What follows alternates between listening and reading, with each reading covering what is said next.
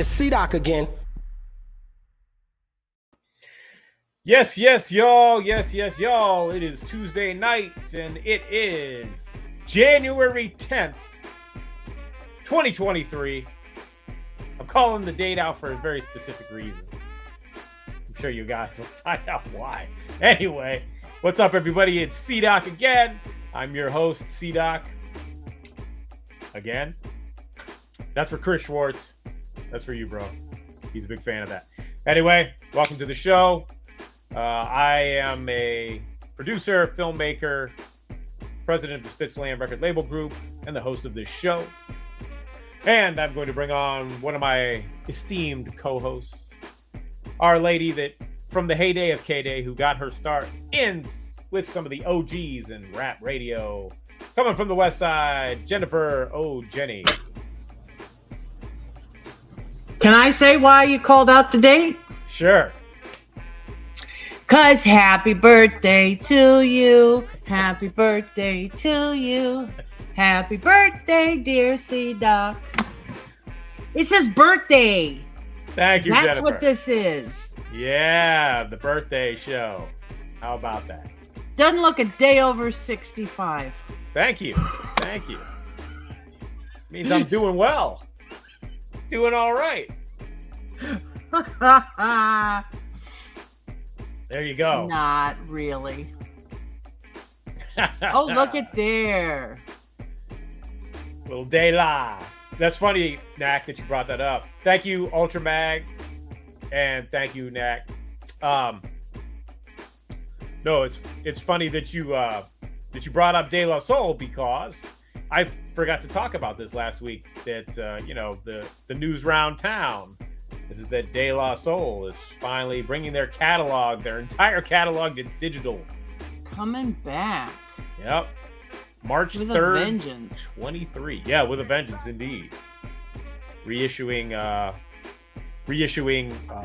3 Feet High and Rising on vinyl, CD, and cassette.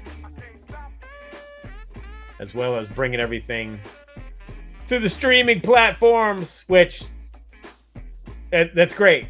Everybody's making a big deal about it. I'm like, I can just go play my CDs, but but for everybody else that chucked all that stuff, yes, Ultramag Balloon Mind State, hell yes, one of the greatest rap records ever made, in my humble opinion. Yep. Yeah, that's my.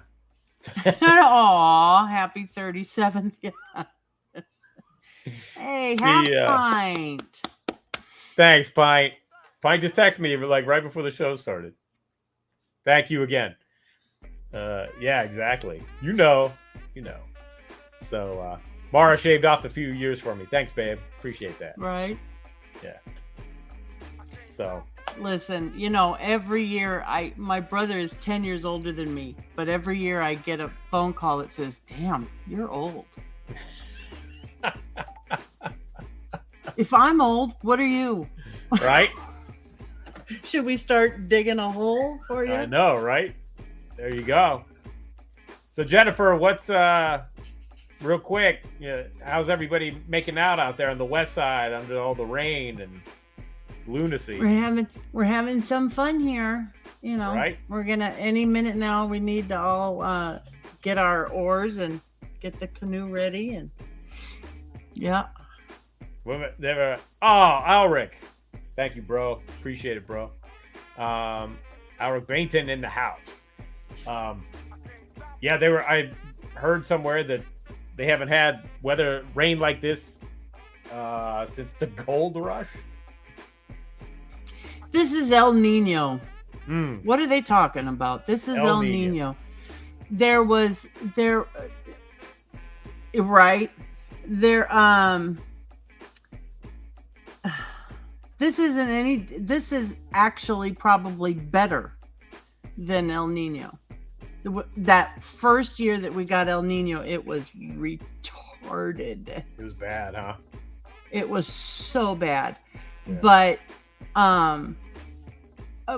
the main problem out here now, like even in my front yard, is that they haven't It's been years since they've cleaned out the gutters. Oh yeah. Yeah, because usually your state is on fire. So Right. Right. you know, Mm-hmm. gutters. Who needs gutters? Exactly. So it's been years since they've cleaned out the gutters, so the streets flood. Oh man, what a And I mess. mean, there's like standing water from curb to curb across the street. What a mess. What a mess. Oh, Flatline just checked in. He'll be here in a minute. So all right. It's a lot of fun. I guess so. Damn. And my computer went out this morning. The power went out this morning, and my computer decided to, it couldn't figure out what it wanted to do until we were concerned there for a minute.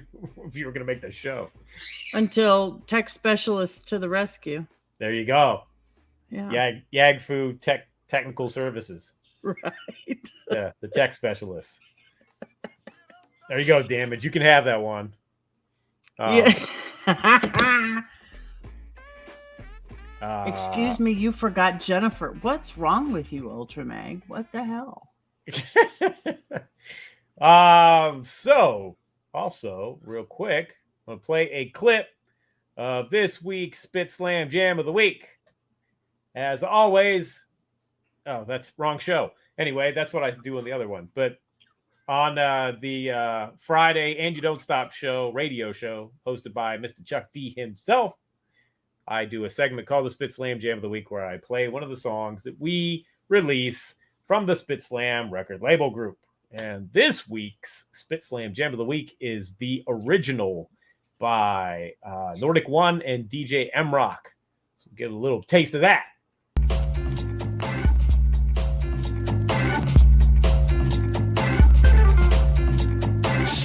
Into the ring and watch me swing this. Looking like a 7 when I slam it and I bring this. Round after round with the outsiders tactics. Never to be jacks cause they lack where we practice. Verbal artillery, laser sharp focus. Levitating tracks, that's a fact and they know this. Hocus pocus, get with the program. This is the sound that's profound, ain't no slow jam. Exploration beyond exterior. Yeah.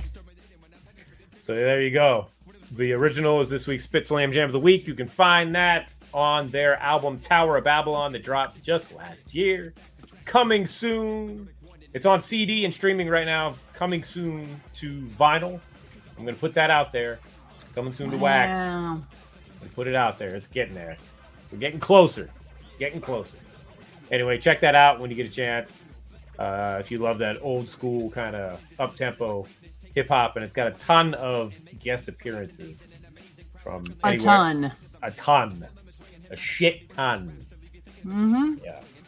Talking about Juice Crew members Cool G Rap, Master Ace, Craig G, Chuck D, Chill Rob G, Phil Most Chill, Elda Sensei, Black Medine from Spit Slam's on there. I'm forgetting people. Chip Fu, he's on there. Mm-hmm. Donald D of the B-Boys and Rhyme Syndicate. Stacked. The lineup is stacked. Crazy dope record. And we are proud to have released it. So there you go. Proud. We're so proud. So proud. That's the Spit Slam Jam of the Week. And as soon as Flatline checks in, we'll see what the Hip Hop God segment was today. But he's not here yet. So we'll hold off on that. So to continue our game of tiddlywinks. Yes. Yes, indeed. You know what? No, we're going to hold that. We're going to hold off on that. We'll hold off on the promo for later. It's too early for the promo. It's too early. Yeah. Y'all aren't ready. You're not ready. You know what we could do, though, is I share... hang on a second. I'm going to grab this. Because I wasn't planning on this, but... the release date anniversary. We haven't done one of those in a while. So a release date on my birthday today in 1995. Dope record from the Boot Camp Click fam. Smith & Wesson. Smith & Wesson. Yes. Woo-hoo. Indeed. General Steel. Yes. Tech and Steel. Good stuff.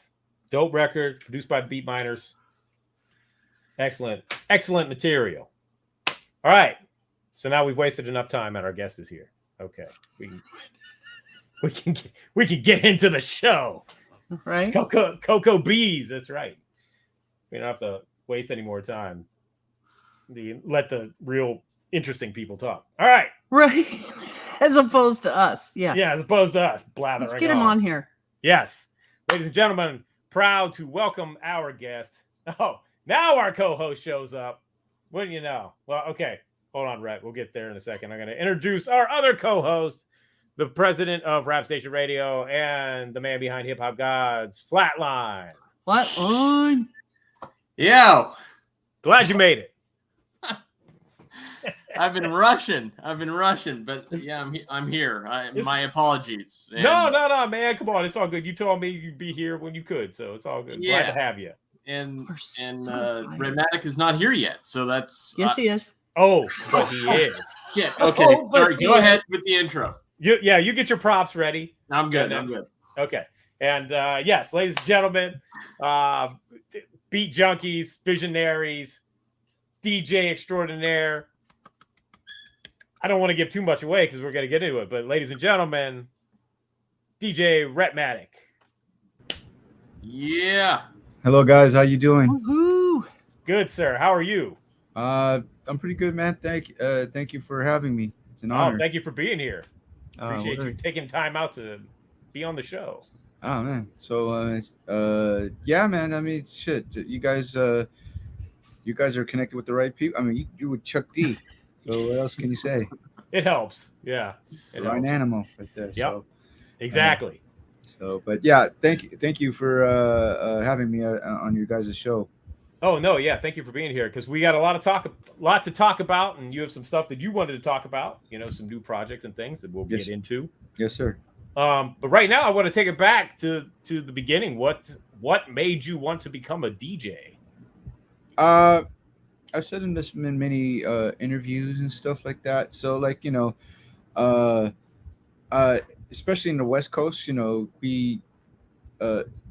hip hop came later compared to you know, from coming from New York. We didn't get at least from my recollection, at least around 82, 83 is when I think really you see bits and pieces of things of going on of hip hop, you know, at least we didn't know it was called hip hop, right? I mean, obviously in the West Coast LA scene and stuff, there was like, you know, popping and locking, but we, you know, again, I didn't have any older brothers and sisters and stuff, but I had friends that had older brothers and sisters. But basically just when I got into hip hop, you know, you kind of like basically were into 2 out of the 3, you know, like 2 to 3 out of the 4 elements. So I actually started off as being as a graffiti artist and a popper, and then again, you know, got into DJing and stuff like that. I couldn't rap for shit, you know, so especially being Filipino and Asian American, you know, being Asian Americans, our culture is not we're very outspoken, you know, we're not, so graffiti and dancing and DJing was a little bit more, you know, more ways we can express ourselves and stuff. I mean, like I said, I did like 3 out of the 4. DJing became more of my calling and stuff like that. So yeah, that's pretty much how I got into it, really. And that was when Double Platinum started. That's my mobile DJ crew. I would say it started like during high school, like towards my junior senior year per se and stuff, and then even when I graduated, got into college. So I mean, it's kind of like how Spectrum City was a mobile DJ group, the sound system and stuff. It's the same thing as for us and stuff. Like you might have heard of Oliver Wang, O-Dub, the writer. You know, he did a thing on Filipino Americans in the mobile DJ scene. It was the same thing here in Southern California. You know, the Bay Area and the Southern California in terms of the Filipino American communities. It was pretty much similar in many ways, but the difference, I would say, here, at least for me, growing up listening to, you know, like you know, the KDAY Mix Masters, Uncle Jam's Army, uh, just whatever was coming out from, you know, from New York, like, you know, whatever, like, you know, obviously Grandmaster Flash to Grand Mixer DST or DXT. Just we had, you know, when I say the KDAY Mix Masters, the KDAY Mix Masters was part of a radio station called 1580 AM, KDAY, which is pretty much the first technically the first 24-hour rap station, but even though it was really not rap, it played everything. But they had a mix show called the Mix Masters, and like Greg Mack, who was a honor personality, was kind of like heading the thing. He basically based his Mix Masters kind of like to Uncle Jam's Army, because Uncle Jam's Army, which is Roger Clayton, rest in peace, Egyptian Lover, Bobcat, they were kind of like you can say they were kind of like our godfathers in the West Coast, or just say LA. They're the first like sound system DJs. They were promoters. They were on the air. They were actually bringing acts from New York to come over here to LA and stuff. You know, like Run DMC, Houdini, and then eventually KDAY. You know, there was also another station, KGFJ. But KDAY eventually so the Mix Masters was like Tony G, Julio G. At one point for a hot second, not necessarily, but Dr. Dre with the World Class Wrecking Crew. Joe Cooley, Aladdin, Ralph from the Funk Dubious, Battle Cat. I mean, they were like the all-stars. Those are the people we grew up listening to and stuff like that. So in some ways, the Beat Junkies were kind of mirrored after the Mix Masters. So we can't even say like Tony G. We did, you know, we had our own podcast called Building DJs, and we got to interview Tony G and stuff. So Tony G is kind of like the father of our style per se. Of course we're influenced also whatever was coming from New York, but they were the ones, they would break all the New York stuff, and of course whatever was coming out locally over here in LA, and eventually of course from Seattle to Texas and whatnot, and anything in between and stuff. I mean, if you listen to KDAY back then, they were playing not only hip hop, they were playing soul and R&B. They were also playing like electro funk, Latin freestyle, house music in some ways, or disco, like late night. You know, it's just we grew up to listen to everything and stuff. So yeah, that's where Jennifer got her start. She worked at KDAY. Oh, really? I worked at KDAY. Yeah. Oh, yes. Who'd you work with? I started in the public affairs department with all of those people that you just mentioned. Oh, wow. And then I ended up in the music department. Wow. I should ask Tony, you know, or Julio and stuff like that, because they would definitely, Tony absolutely would remember. I'm sure Tony's have you, when was the last time you spoke to Tony? We actually about 4 months ago, he came to one of our events and stuff like that. Yeah, Tony's our big brother OG and stuff. You know, like what's incredible about him, he's such a scientist, and the fact that like what's crazy about him is like he stopped. You know, if you know his history, he kind of stopped for a while, and then he actually kind of came back into DJing, and then look, at one point, you know, like Melody, who was part of the Beat Junkies, was spinning on the beat with Julio G. He was Julio G's DJ. Like, you know, it's crazy how Julio is, you know, a mix master. Then everybody, a different generation would know him as the host of on the beat or right. Grand Theft Auto and stuff like that. But you know, when he got into radio because of Eazy-E and stuff, when they did Ruthless Radio Show, him and Tony and stuff. But then Julio was the one that actually started bring like some of us onto the radio. Got into radio. Like Mello was the first one to bring, you know, and then eventually he'd bring like Babu, and then I got in through that, but then end up going on Soul Assassins Radio with B-Real and Bobo and stuff like that, and you know, eventually Babu and myself, Mello would go in between Soul Assassins and Julio and stuff. Yeah, I mean, just Tony and Julio. I mean, Tony's like to this day. Like when he got back into DJing, and we show him how to do like the newer techniques like the flare scratch and right. This guy like Like Julio would like, man, I can't get that shit. But then, like we show Tony, and next you know, like in 2 weeks, he's like already doing all the. I was like, holy shit! Like, yeah, Tony was never anybody's joke. No. I mean, holy crap. No. He's like I said, he's the Godfather and stuff. I mean, we all, you know, even the big, you know, anyone that's came from West Coast, at least LA, from their generation, anyone would tell you that knows anything. Tony is the man and shit. I mean, of course, when it comes to terms of like turntablism, like, we all looked up like the Joe Cooley and Aladdin and stuff, but they will all look at Tony. Like Tony is like the, you know, like he'd never get the props that he really should get. I mean, there's so much history about Tony. It's crazy. I mean, it's but like, you know why though? Because Joe went off with Rodney O. Oh, of course. When they broke Benji ran off with all, you know. Well, of course. But you know what's crazy is like it was cool to hear. So hearing from Jazzy Jeff, you know, like because we'd always hear stories about the New Week seminar, right?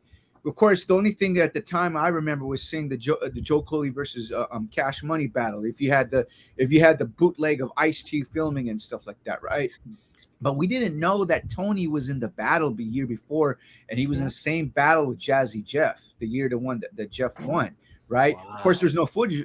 There's no footage. There's always talks and rumors and stuff like that. So the craziest thing, of course, when we had him on our podcast, we got to ask him all these questions and shit, and he confirmed that he was in the battle with Jazzy Jeff, but what certain things happened, because if people know about the New Week seminar, Tom Silverman, who owned Tommy Boy Records, you know, you through that battle, and in order to be in that battle, you have to be sponsored by a record label or whatever, or something big, right? Of course, Tony KDAY and he was hooked up with Tommy Boy.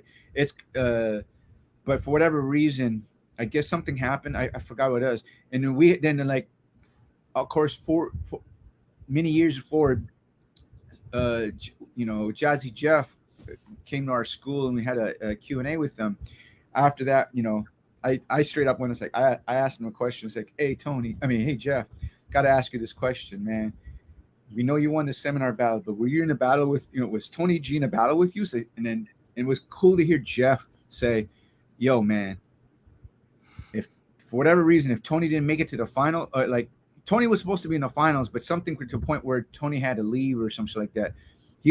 Jeff was saying, man, Tony G is fucking bad. Hearing Jazzy Jeff saying that shit. So, and then he actually even mentions it a bit, like when he did a podcast with Fuzzy, you know, who used to be on Power One, you know, Big Boy and shit like that. Fuzzy and he actually mentioned Tony G's name and shit. Like, holy shit, Tony G can scratch that. I've never seen anyone scratch that fast. So it's cool to, you know, you hear all these stuffs, you read the books, you read the credits, you hear tapes, or you just whatever, you hear stories, hearsay, just to hear it from your heroes and actually kind of like fill in the gaps. Like I'm a nerd when it comes to shit like that, you know.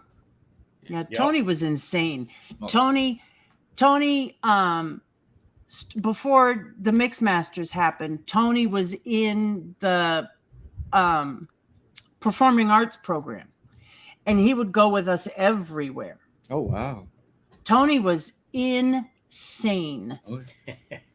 Well, you know, insane. What's crazy is because I mean, he'll even say this because he says, "Oh, yeah, my memory gets kind of shoddy here and there." But he told us before he even joined KDAY, he didn't even know about K. You know, being from the East Coast originally, you know, from East Coast, going from New York to Miami to come over here and stuff.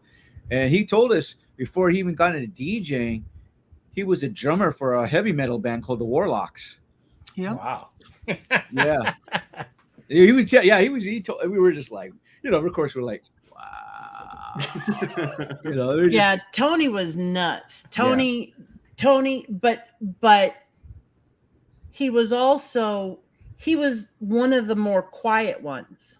Interesting. So Bobcat, Joe Cooley, you know, Joe Cooley is really quiet, right? Insanely quiet, right? But Tony kind of got, you know, lost in all of the Bobcats, battle cats, like I always say, everybody else's cat. Yeah. But you know what? He told us a story that him and Bobcat were supposed to battle. Oh wow. Mm-hmm. Oh yeah, I it was would crazy. imagine. No, because it was like, you know, because Tony would hear about, like, you know, about Bobcat and stuff like that. So he told us the story that he went to DJ booth with his Uncle Jam's Army Record store in the hood and stuff. Mm-hmm. And he came over there with his boy and stuff. They, you know, they were like, they know they're in neighborhood and stuff like that. But he was just like, yeah, I'm here to battle Bobcat is here and shit like that. And he told us the story. It was pretty funny. Is the way he says is like Bobcat was there, but he didn't know who Tony was too. At the same time, he says like, I'm here to battle Bobcat. He said he brought a wad of money and just like that. And Bobcat was saying like, he'll be here, like kind of like sizing him up.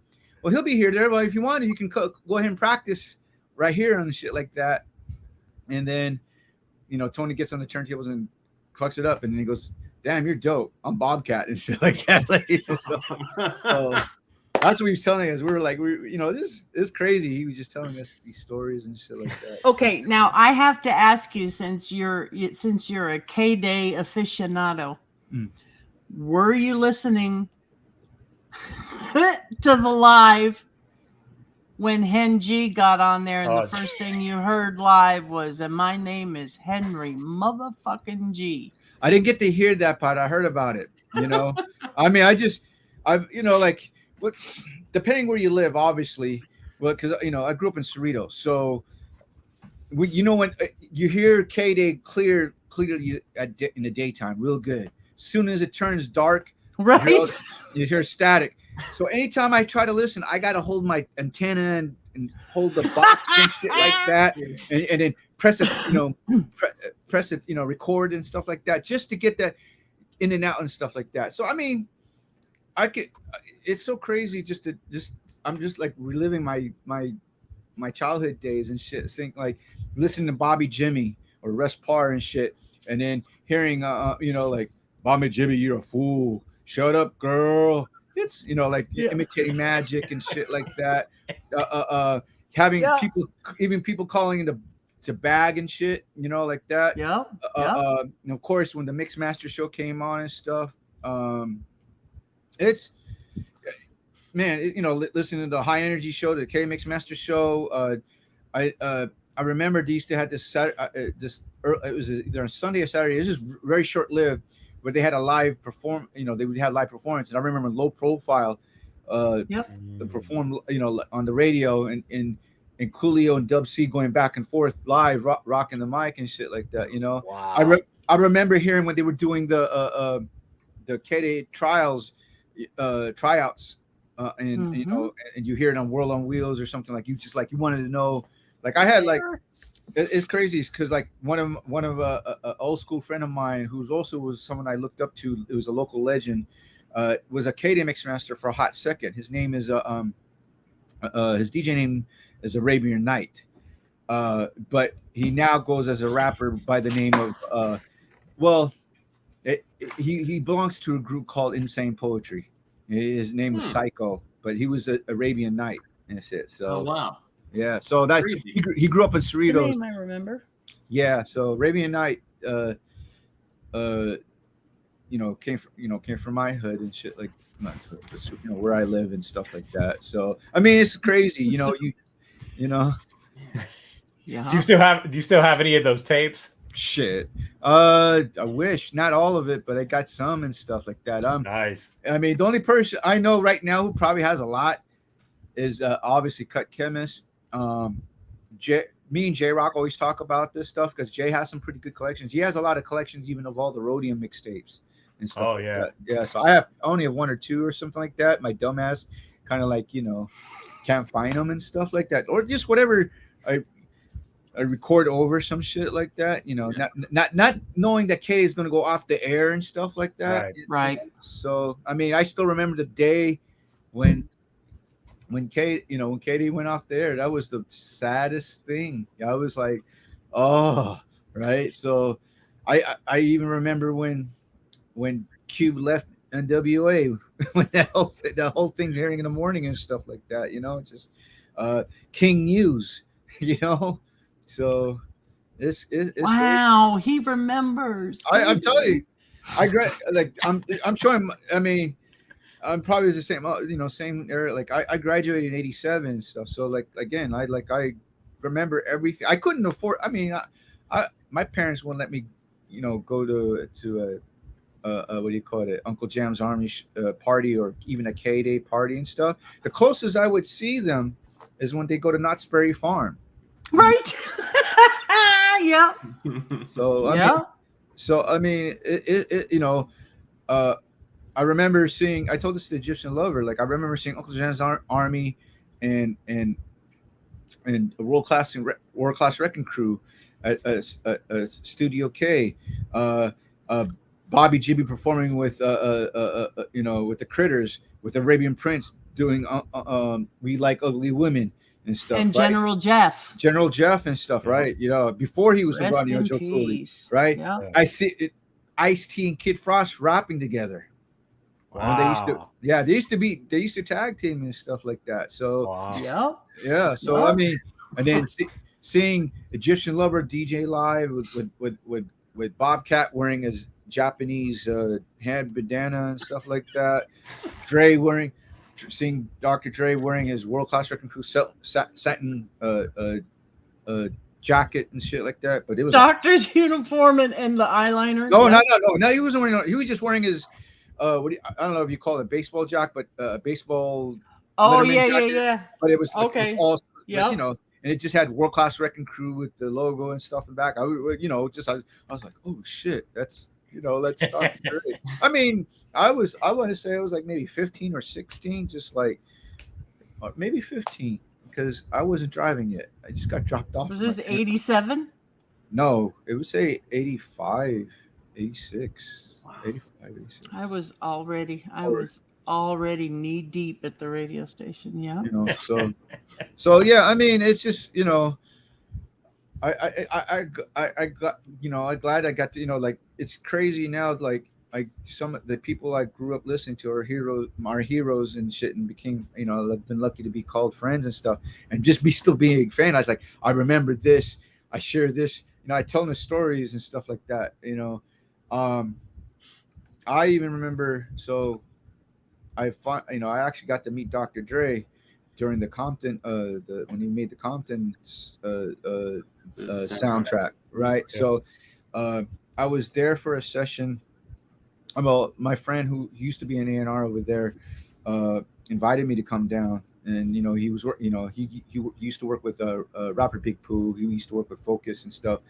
And I didn't know it was going to be for the Compton session. He says, just come down and stuff like that, and it's, I would just say, because it's funny. It's like we have, all the people that a lot of my friends I knew that work with Dre or is in Dre's camp and stuff like that. And I was just like, man, it's just as a fan, it's just like, hey man, like, it's cool. It's crazy. Like, I know you guys, but I've never met Dre. And they're all like, what? You never met Dre? I was like, no, I never met Dre. So what happened is, like, one of them goes over there and says, left the room and says, hey, come, I was in the studio with Focus, and he says, yo, come on with me. So I go into the studio.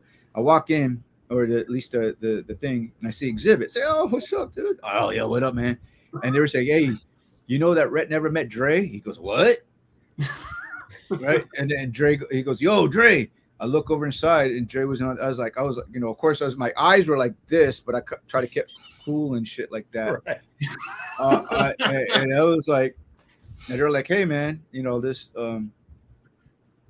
this is DJ Rhettmatic, blah blah blah. I don't think he knows who I was, and he didn't, right? So I just like, hey man, big fan. Of course, I'm trying not to like fanboy out and shit like that, So, but I just said, but I kind of had this like, I just want to share this with you, man. And I had told you how I said, I saw them in Knott's Berry Farm and shit, right? So I told them that, like, two things I want to share with you. Like I said, like, I work with, with Julio. I used to work with Julio G when he was on the beat on KDAY, on the 93.5 KDAY when they came back and stuff. Right. And then, what do you call it? I saw you at, I told him I saw you at Knott's Berry Farm and blah blah blah. He was like, oh shit, really? Wow. Like he's like, yeah, I told him, like, just, and then, and he talked about how him and Tony G, like Tony G would go to his house. They would work on mixes and shit like that. It's Yep. crazy. And we talk about mixers and stuff like that. So I was like, cool. I got to talk with him. I didn't want to like that. The next, he just, I was about to go back to the other studio. And then he says, like, hey, man, his assistant comes like, hey, Dre wants you to come into the room. I was like, okay. And he come into the room. And then he X is there and stuff. And they play me what was going to be the Compton soundtrack, But the kicker here is there's a little interview. Premier said this. Premier comes walking in. So if you guys listen to the Compton soundtrack, Premier and Dre did a beat together with Anderson .Paak. It's called Animals. Right. So when Premier comes in, it's funny because like everybody says like, hey, Rhett, and Dre's like, how does everybody know this guy here? This Asian kid, like this cat right here and shit like that. Primo's like, yo, what's up? And shit like that. So even though there's no credit or something, but there's a little, if you can Google it, you can interview Premier talks about like how when Premier scratches and shit, I help Premier add, like look for some phrases for him and shit. Wow. Nice. Dope. So and there's actually a picture where Exhibit did a selfie with him, me, and Primo about to lay scratches for the track and shit. So I remember, that's the thing too. So when I was with Focus, he helped produce the track that it's called Deep Waters with Kendrick. I just remember hearing Dre rapping, and then next, Kendrick comes. I was like, holy shit, am I hearing something I'm not supposed to hear? And shit. So, The crazy thing, see, he's describing exactly the allure of KDAY, of the original KDAY. Yeah, respect to 93.5, but it's you're talking about kind of. Hey, Rhettmatic's trying to be diplomatic. Jen's like, yeah, but but yeah, I mean, I hate to say the term if you know type thing and shit like that, and it's kind of sucks is because it's like it's the same thing about like Uncle Jam's Army, but the K is like I wish there was someone who would do a some type of documentary, but it's kind of obviously it'd be kind of hard and stuff like that because everybody has their own saying. Someone wants to do this and that, so I know Julio was talking about. I think he's writing a book and shit like that from his perspective and stuff like that. So I mean, don't quote me. I know he's been working on it. So, but yeah, I mean, it's crazy. It's just like KDAY and Uncle Jam's Army. I mean, there's other station, KGFJ, there's KGLH, KACE, and stuff like that. But I mean, a lot of us grew up, listening to KDAY that shaped those words. And I'm saying again, like, we'll gladly say that when KDAY went off the air and when the mix masters were gone, we kind of like, and at one point DJing kind of like was going down, like going underground because everybody wants to be more rapper than a DJ. The DJ was more of a DAP player. We were still doing it. Even some of our friends who used to, were in mobile DJ groups and stuff, they were kind of like, why are you still DJing? Because we was like, well, why you still do that shit?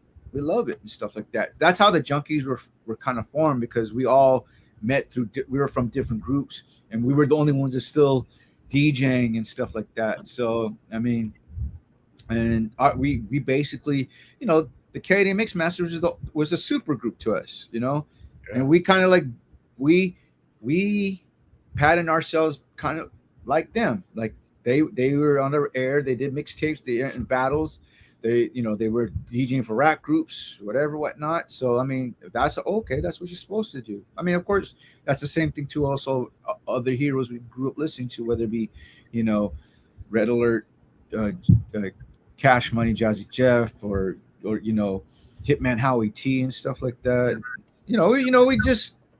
We soak up everything we can get and stuff. So yeah, that's dope. I was gonna ask about that. When did it start to change where the DJ became less prominent, like you said, and went underground? Like, what was that? What was it like? Were you guys still playing clubs or gigs or I mean, we play. I mean, well, house parties still, house parties? or some small clubs and stuff, whatnot. Yeah. But I mean, after Aladdin won, like when he won the USA 90 the 89 DMC, you know,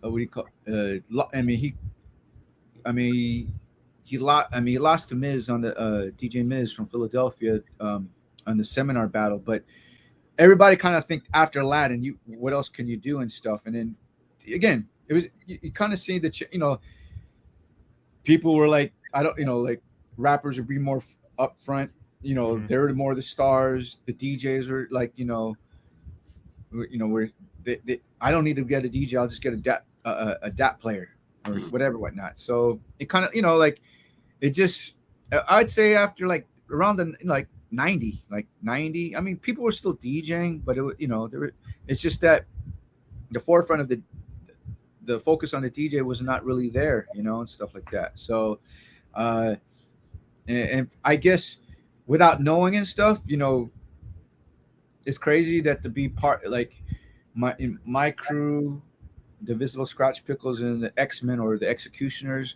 are like the three major groups. So the Turntablist era, the golden era and stuff like that. I mean, there was other people, individuals, but just us were like in different areas, just still keep on, DJing. And of course we would still hear about when the seminar battle changed too, because like when the battle for world supremacy was kind of like when Tom Summerlin didn't really want to do it, Clark Kent took over, so that kind of went a little bit more underground. More DMC too is also, it's like everybody, if you watch the DMC tapes and during those days getting the DMC tape was expensive. If you're there was no videotapes of the seminars. If they were like bootlegs and stuff. It was like, so it's kind of like when things go underground, if you meet somebody, it's like, oh, you like this and you heard about this, you trade videotapes or whatever, and I heard about this, you do this. So I mean, it makes sense for like at least the Junkies and the Pickles to kind of like they kind of connect many ways, because they're Northern California, we're Southern California, being that like quarter of the Junkies are Filipino Americans, whereas the Pickles are predominantly Filipino Americans and stuff like that. So I always heard about about Qbert and stuff like that through the grapevine and stuff. As a DJ that's as a Filipino American DJ, to have you hear about these things in that circle and stuff like that. But of course, when Qbert won, that changed the whole the game per se. Because it's like one, he was coming with different techniques. Like everybody was still doing like the same records, the same doing bottle tricks and whatever. He came in there and just changed the whole game.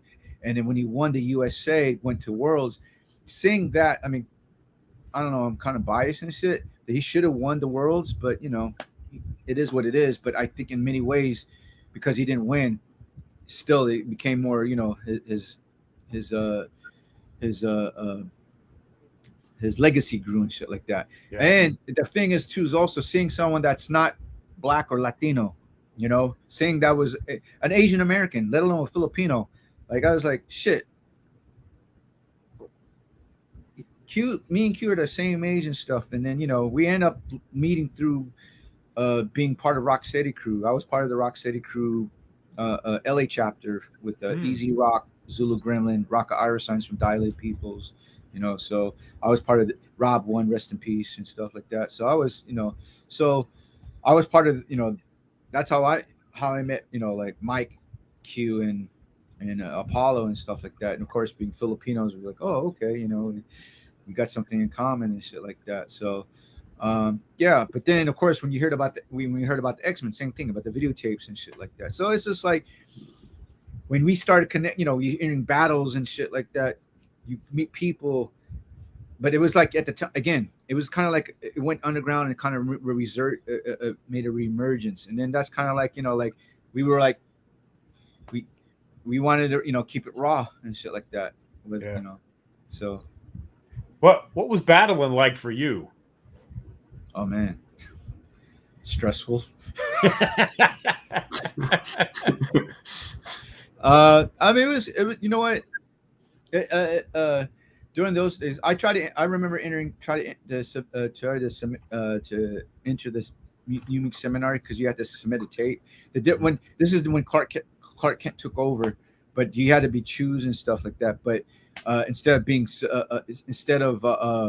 being sponsored by a label and stuff, of course, I never got selected, so I never had a chance to enter the seminar battle. But DMC, it was crazy because now today's how DMC is like it kind of like what there's different categories and there's different preliminaries. Before what do you call it, you used to do is like there's only like East Coast and West Coast.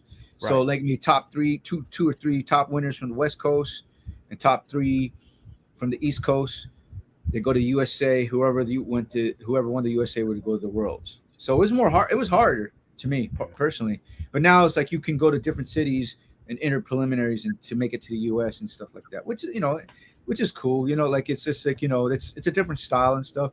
The categories was kind of based upon this thing called the ITF, International Turntable Federation, because when DMC, when they incorporated team routines, and obviously if people know the history, Qbert, Mixmaster Mike, and Apollo were the first ones to win teams and stuff, and it would it was kind of weird. It was like you see a team versus single. And the craziest thing about them, they were known as FM20. Oh, that was the rap group. They were called the Shadow.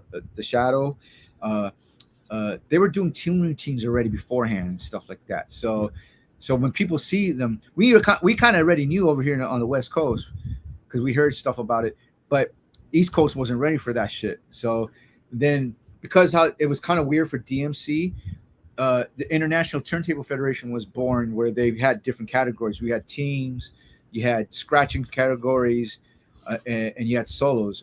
Obviously, they're now defunct, and DMC kind of took over and incorporated all those other the categories. They even have a head-to-head categories named after the seminar called the Battle for World Supremacy, stuff like that. So. Wow. Yeah, it's crazy, but yeah, for me it was stressful. It was almost like on some 8 Mile shit too, like like I in my interviews I always been saying this is like Asians, let alone Filipino Americans, have been part of the fabric of hip hop on the West Coast, the West Coast history of hip hop and stuff, right? Because the inside joke is like we're the Puerto Ricans of the West Coast, right? There's a lot of, especially in California, there's a big Filipino community. There's a lot of Asians involved, but Filipinos, like a lot of people don't know, Nasty Ness is Filipino. Yeah, he's like an OG. That's my kuya, we call kuya, big brother and stuff. If people know the history, if they listen to Easy E Radio, at the end, you hear Nasty Ness. Oh, it was Nasty Ness. Yeah. All right. Nasty Ness was also part of Nasty Mix Records, which is Sir Mix-a-Lot's label. So right. He was playing NWA, all the stuff up in Seattle and stuff like that. So that's that. And then if you can even talk about even for Pacific Islanders, Booyah Tribe, Booyah Tribe was the first Pacific Islander hip hop group to get signed to 4th and Broadway. I mean, before that, they were legitimately known as a popping group called the Blue City Crew, even though they were Bloods. And shit like that, they're from Carson and shit. But again, they were also known like there's even interviews where Boogaloo Shrimp, aka Turbo, would talk about like him being from Wilmington. We say like, yo, I used to dance with the Booyah Tribe and stuff like that. So like there's a big history. There's a big history. It may not be as the history during those days, but coming up then, it was like you really had to come with some styles,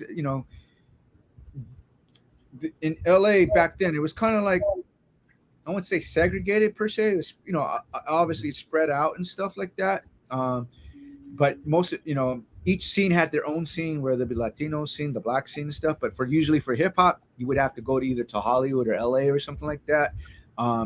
Especially after KDAY went into it, I mean, there's a change of it.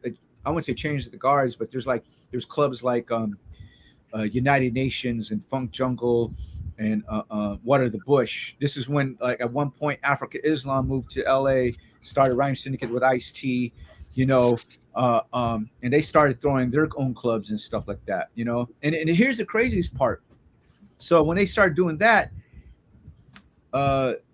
they brought DJ Yutaka and DJ Honda to LA to spin at United Nations. So being one of the first Japanese DJs, DJs from Japan and shit to spin over, like, obviously people if they know Honda, Honda is like, he had an album, did stuff with De La Soul and whatever. He was on Relativity Records and shit. Biggest hit he did is with Mos Def, Traveling Man. Mm-hmm. But Yutaka was also considered like a godfather in some ways, even kind of like his big, what I think his, he was telling me this, and he was telling, one of his things is he had to battle, I think, either Jam Master Jay or Grandmaster Flash or something like that, or something. Jesus. Like that. Yeah, it's crazy. Yeah. It's hearing all these things. It's just like, it's weird. I mean, of course, people, if you know the history, there's Muro, there's DJ Crush, but Yutaka was like kind of like, right. I remember Yutaka and Honda straight up were here hanging out. They were part of it. They were part of again, they were part of the Rhyme Syndicate and shit like that. So I mean, again, a lot of history that was going on in LA and stuff. I mean, at one point, Grandmaster Caz and Whipper Whip and Donald D were living here because of the Rhyme Syndicate. I remember I met Grandmaster Caz and Whipper Whip at a gig. They came to, it was crazy. So it's part of also being when I had that kind of like a mobile group still with a Filipino scene.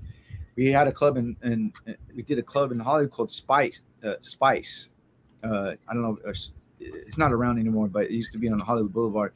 I remember we're setting up for our first night, and him come walking in, Grandmaster Caz and Whipper Whip, and I was like, some of the guys didn't know who we were. Of course, me being the nerd I am, right. I said, "Holy shit!" Cold Crush Brothers, Fantastic Freaks. I was like, "What? What are you guys talking about?" And hey man, we heard the rock. We heard you got a part of this rock. So it's crazy. We had like two rooms. One room was the main room. Grandmaster Caz would be emceeing the other, the main room with one of our DJs and shit like that. I would DJ my man Curse, who's also part of the Beat Junkies stuff. We would do the hip hop room and having Whipper Whip, hosting it, and it was cool because at the time, they had the wild style instrumental soundtracks, and I had them, and just to throw that shit and DJ for them. That was like the biggest thing, and the craziest thing, Kiku from the Visionaries. We at the time we haven't met each other yet, and he would trip out because he said he went to our club, and he was tripping out saying Whipper Whip, and he's like, "Who's that Asian guy DJing for Whipper Whip?" and shit like that. Okay, now see, now here's where I have to chime in again. Okay. Because if you'd followed them all home, you would have gone back to Africa Islam's house, and Grandmaster Caz lived there. Right. And Donald D. They lived in an apartment complex. So I found this out after many years because at one point everyone lived in the same complex. It's been kind of known now. At one point, Muggs and Aladdin were roommates, so they were making so Muggs would make Cypress Hills demo tapes, and Aladdin would do low profile and whatever. So it's crazy. They would practice also for battles because if you look at the 1989 USA DMC finals, you see Muggs there battling with a big tie-dye shirt, but he was killing it. But the craziest thing, Aladdin, to make it to the USA, he won the East Coast DMC battle, became the East Coast champion to go battle in the USA. I mean, and then goes to the world and shit like that. I mean, in that battle, who was in it? Trey-Ski was in it. Rest in peace. KDAY Mix Master Trey-Ski. Who else was there? Muggs was in it. This house DJ named Bad Boy Bill. Was it Bad Boy Bill? No. I'm sorry, not Bad. Was it? I'm tripping. But yeah, so I'm kind of getting like, but yeah, Muggs was in it and Aladdin was in it and shit like that. So, and that's the craziest thing to hear that Aladdin won the East Coast of New York, because Yeah. if you go to New York, it's brutal. Like Yeah. they don't like that was New York and shit. So what they saying goes, if you make it in New York, you made it anywhere, and you got a Compton Crip just with Jerry Curls killing everybody, Right. throwing signs and Dripping Jerry curl juice everywhere. Yeah. and then but fucking shit up like like Yep. that. So but yeah, so it's crazy. It's just, man, like talking about this is just like I remember it like is young Rhett. Good for you, because I don't remember a lot of it. Oh, man. Shit. So, Rhett, you mentioned the Visionaries. How did the Visionaries come together? okay, well, it's crazy. So, I know Key said in some interviews and stuff, like Key was in another group a while back. I forgot what the name of the group. Elemental was in the group. They were kind of like on some United Nations groups, and they were kind of signed in some ways under Rhyme Syndicate for a hot second, I guess, like that. Oh. So, me personally, so I kind of said this, and some people don't know about this. Some people do, some people don't. I was in a group called Brotherhood Creed. The song called Hell of A was signed to, so my best friend and I were part of that group and stuff like that. But that was my taste of the music industry, and of course, that I got burned a lot. I mean, I learned a lot. I met a lot of people during that time. I met Nice and Smooth.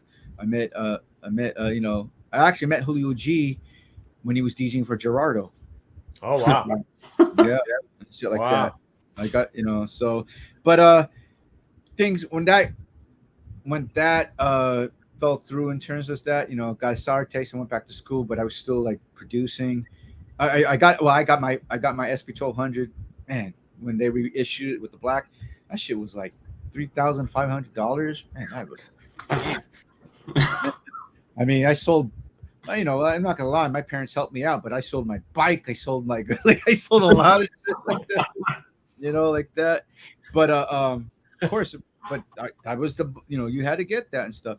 Yeah. At the time, so I met Key at Glam Slam.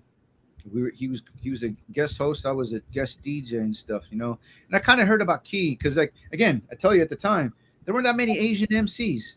Yeah, there weren't that many Asian rappers. So, and for me, it was always like, I wanted to be respected for being a dope DJ that happens to be Filipino versus, oh, he's a dope Filipino DJ or he's a dope Asian DJ. So that was the thing. So I worked hard like that. So, and I would see when there were Asian MCs or rappers, they try to rap. Most of the time they were, I hate to say it, but they were goofy. So I kind of like, it was like, especially, again, you're not black and Latino and stuff or whatever, whatnot. So you had to work 10 times harder just to get that, to get the legitimate respect and shit like that. So I rarely hear anyone. And I heard about Key, and I kind of like, like you always like, is he that good? right. Whatever. But then when we met up at a party where he was hosting and shit, it was like, oh shit, he's pretty dope and stuff. And then we kind of connected and stuff. What do you call it? His manager is an old school friend of mine and stuff that, through mobile DJing and stuff like that. I didn't know he was managing and stuff. And I guess, he told him like, oh, I connected with Rhettmatic. By that time it was like, I was like already, the Junkies just started. I was still part of Rocksteady crew and shit like that. But he was like, yo, I just connected with Rhettmatic. And but before that, I was working with an MC. It didn't work. We had a fallout and stuff. And I just was trying to like work with people and shit like that. We finally connected and stuff. I finally gave him some beats. Originally, I was just going to just make beats just for him, really. But then the more we talked, the more we worked. I like how we worked. I said, me and him. She's like, we should be a group, kind of like on some Asian Gangstar. Yeah. And shit like that, right? So we didn't tend to be like an Asian Gangstar. We just happened to, like that. So from that time, of course, he was working with, he knew Elemento. I met Elemento through him and Janu and Lord Zen and stuff. I knew Tumex from Raqqa, from Raqqa, because they grew up together. They were they had their own little circle and stuff like that. So kind of like, and of course, Tumex by that time was already starting to make his name with OMD, being part of the Good Life, because you would hear about, hey, there's these Mexican fool guys from the Good Life, man, OMD, man, of Mexican descent. They be killing fools and shit like that, like with the skills and stuff. So, and that's how I met Tumex and stuff. And they kind of knew Tumex too also already, and then it kind of like we all hanged out. They were there when we were making the Cosmonauts album and stuff. And then eventually we, the first official song was called Stop Acting Scary. And then from there on, it was just going to be, it's just, that was the crew per se, but we didn't think about having a group until we were in Chicago. It was Kiku, Elemental, myself, and Babu. We were there for a promo run, and Key and I were still kind of trying to make a follow-up to the Cosmonauts album. And Elemental says, why don't we do a Visionary album? Okay. So, first we did the EP, and then it's just like, okay, let's do it. And then from then on, that's it. Just we never look back and shit. So you never seen a Kiko. The reason why you don't never see a Kiko and Rhettmatic album is because the Visionaries. The Visionaries. Yeah. Gotcha. Yeah. Did you end up hanging out at the Good Life Cafe at all? I didn't get to go as much as I like to, just because at the time I was probably going to school and shit like that, still college.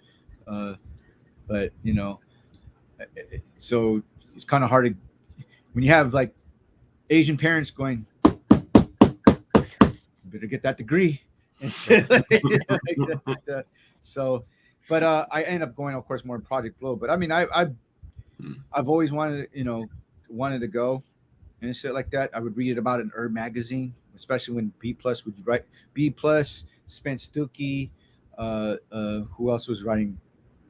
Zen was writing Jeff Chang was writing articles and shit like that. So I mean, through that's how I kind of knew about the Good Life and stuff. That was especially when KDAY went off the air. That was kind of like, you either get Herb magazine or flyers when you go to Melrose to go to like the hip hop shop or Beat Nonstop or like certain record stores and shit. So you heard a lot of things. That's how I kind of like after KDAY went.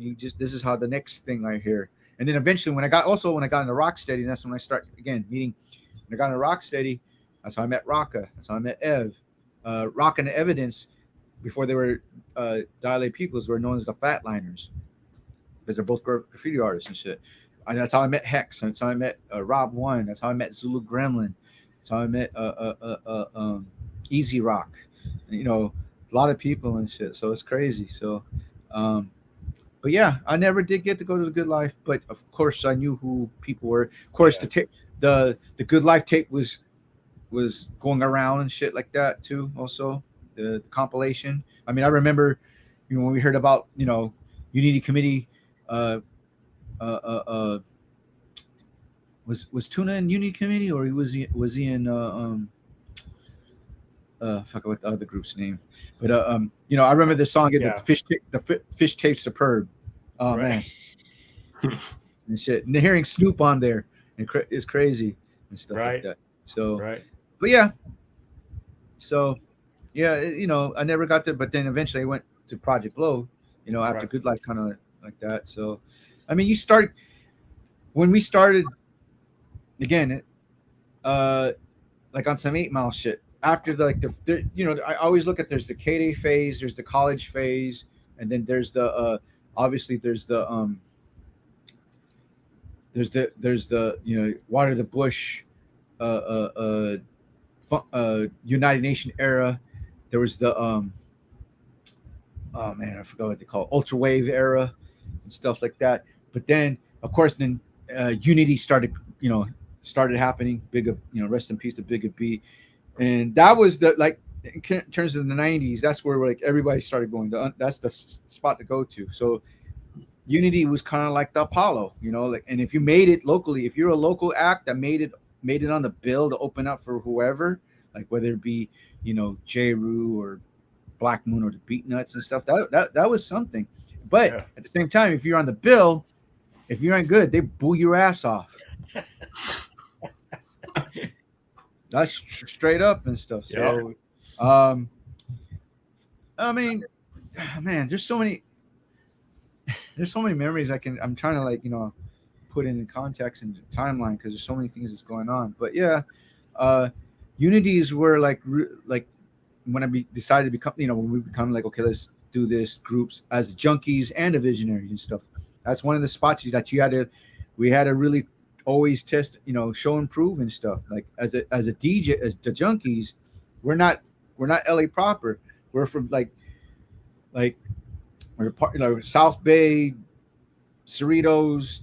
J Rock was originally from Huntington Beach and stuff like that. So when we come in there, like they already know we're not from there, and like I was like, dude, who's these Asian cats? I mean, who's this black guy hanging out with these Asian cats and shit like that, and we wear Green Lantern rings and shit like that, and then every time we DJ, we had to show and prove and shit. So the same thing with the Visionaries and shit. We had to show and prove. Yeah. How did you end up hooking up with J Dilla? Well, obviously Stone's Throw, Wolf. That's my man. That's my brother. It's crazy. It's like obviously J Rock. Wolf, J Rock, Egon, of course B Plus, Eric Coleman. Few people like Dave New York, they all one way or another. Madlib, of course. Right. What do you call it? Was like when Dilla wanted to work with Madlib. I mean, there's interviews and stories where Dilla talks about like the first time he heard Luke Pack. Yeah. Like, who's Madlib and shit like that. Frank Nip. Oh, Frank and Dane. That's my brother. That's Dilla's one of childhood friends, best friends and shit like that. He even confirmed that like when he heard the tape, Dilla would say, Frank said that 3 people would make Dilla go back to the basement: Pete Rock, Diamond D, and Madlib. So when he made the MCA album, he reached out to Wolf and Madlib, and then of course when they started coming, when he moved out to LA, he started meeting out everyone else. I was kind of like one of the last people to be the inner circle per se. Okay. So I officially met Dilla at the McNasty Filthy video shoot, but I kind of met him when he was still with Slum. When he was on tour with for the Good Vibes tour with Bomadia and who else was on there? I think Planet Asia. There's a video that's kind of now finally making the rounds. It's J Rock's footage where Dilla and Madlib meet for the first time and shit like that. Oh yeah, I think I saw that. You'll see like they're all if you know Dilla, Dilla and Madlib, they're like the same, but they're not. They're like, so Dilla's a little bit more a social versus Madlib. If you hang Madlib, when you hang out with Madlib, if he knows you, he's very social, but he's kind of he's kind of cool. But it's funny, him and his brother Ono. When we talk, they're like woo, they go woo, woo. They talk like that's like they like something, they go woo, right? Dilla like. And it's funny, Dilla would go, yeah. So sometimes when they finally connected and shit, sometimes they don't even talk. They just go, woo, yeah. And they already know what they're talking about. I've seen it. We smoke lunch. Yeah. Oh, yeah. Woo. It's crazy. It's crazy. Some alien shit. So like, yeah. So I kind of met Dilla through there when he was like, because when I made world famous Beat Junkies Volume 2. This I put I don't know this Slum Village. I got the record. It's the first official single on vinyl, but it was only in Japan, and I was able to get it from through Manhattan Records, brought it back and stuff, and I actually put it on the mix, and that's how the not to kind of brag or any boast, how we were kind of like one of the main people that helped broke Slum in LA, the Junkies, along with Julio G on the radio and stuff, because like I would put it on world famous Beat Junkies Volume 2. J Rock and Babu put it on their mixtape called World Famous Joints Volume 1 or Volume 2. Like it went through Fat Beats. So and then we always play it on our mix shows. Like we played it on the mix shows. Julio would play it in rotation, and stuff like that. So yeah, so it's it's you can say we broke Slum Village and we broke Dilla and shit like that. We're big Dilla fans and shit like that. So officially I met Dilla at the McNasty Filthy video shoot, and then from there on it was like Yeah, and you got the DJ for him too, right? Yeah, that's crazy, man. Because originally, so everybody knows that Jay is like the third. J Rock is the third member of, unofficially third member of J-Lib. Basically he DJs for but he also DJs for Madlib. But so I knew Dilla was sick. I didn't know how sick he was. Right, I would hear it from Jay or hear it from Wolf. I get a phone call from Dilla saying, "Hey man, I want you to go to Europe with me." I mean, this is before the infamous when he went to Brazil and got sick and shit like that. So, and I heard he got, I was like, "Oh shit, is he good?" And, he made it back and stuff. Of course, again, he kept the sickness really undercover. Like I knew, like obviously at one point I saw him and his face was bloated and stuff like that. But again, I thought it was something else. I know he's sick, but I didn't know exactly. Only like Wolf, Egon, like the real people, the inner circle. Like I said, I was like kind of like some of the last people, the last inner circle and shit like that. He was going to go to Europe to his, go to tour. He wanted to get Jay to DJ for him, but Jay couldn't because he was already committed to go on tour with Madlib. So when he called me, and it was crazy because I remember I was like, shit, whatever you want, dude, let's do it, right? And I called Jay, thinking that he probably recommended Dilla to recommended me and shit like that. I was like, I didn't tell him that. I was like, word and shit like that. Because Dilla and I always talk like, let's work and shit. You need scratches? I mean, he got Jay already, but I was like, yo, you need scratches or you need some work?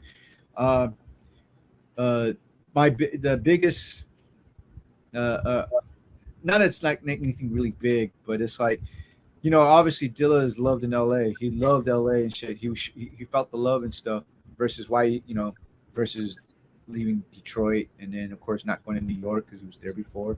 Right.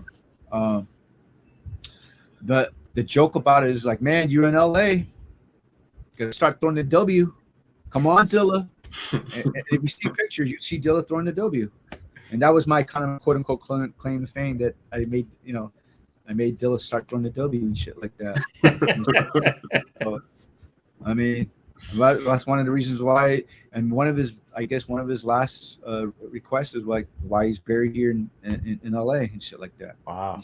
Yeah. So, but yeah, when he asked me to go, I didn't know I was sick until we met up at the airport, and I saw Ma Dukes and Dave New York, his manager Tim, and I saw rolling over in a wheelchair, and I didn't recognize him until I was like, "Oh shit, what's up, Dilla? What's going on? You ready?" Yeah. I had to pull Dave New York aside. Rest in peace to my brother Dave New York. I said, "Yo, man, are you sure Dilla want to do something?" She said, "You want to do it, man." I mean, so I think, in hindsight, I think he knew this was his last hurrah. Yeah. He was going to, and he wanted to do it with people he wanted to work, consider friends or something like that in his own way. I've heard stories like before he left, like he gave a special record to Questlove and stuff like that. Frank and Dank, at the time they were living in Canada, and they were on the tour too. They were in Europe already. So, I mean, if you read in the book of Dilla, they'll tell the story and stuff. They didn't know how sick he was and shit until they saw him. It was the first time they like, oh shit. In hindsight, I think it was his own way to say, this is my way to like last hurrah, last word. Like I never got a chance to. We talked about doing some work. Like he says, like when we got back from Europe, it says, yeah, I want you to still scratch on the Shining album. That didn't ever happen and shit like that. So in some ways, I think him taking me on the road to DJ from his way, saying this is our way of working and shit like that. Yeah. So, and that trip, of course, I got close to Ma Dukes. I got close to Frank and Dink. I got close to Dave New York. I got close to Fat Cat, who was on the tour. Man, yeah, it was just. It was pretty heavy, man, and shit like that. Yeah. So, but yeah, I mean, just to be compared to like Jay and Madlib and Wolf and all of them, they all got the same hospital. I didn't get, I didn't see, but just the fact that I was, part of that thing, that the circle of the LA family per se, It says, it says a lot, I guess, for even when Frank shoes or YG or I remember even telling like Mama Yancy was saying like, like this is before I met Illa J, Dilla's younger brother, before he even rapped. He says like, Dilla, I haven't met him at the time, but I remember that. This is Yancy when we get up and says, "Hey, yeah, Dilla was sharing stories with, his name's John. So it's me, John. He's like, he was telling stories to John about you." I said, "What? Really? Oh, wow. Shit. So it's, I mean, now, me and LJ, that's my brother right there. I did scratches on his new album that's coming out and shit like that. So dope. It's like full circle and shit like that. So. It's cool, man. But yeah. That's dope. It's dope that you were able to be there for him and have that experience with him, on the last go round. Yeah. Yeah. I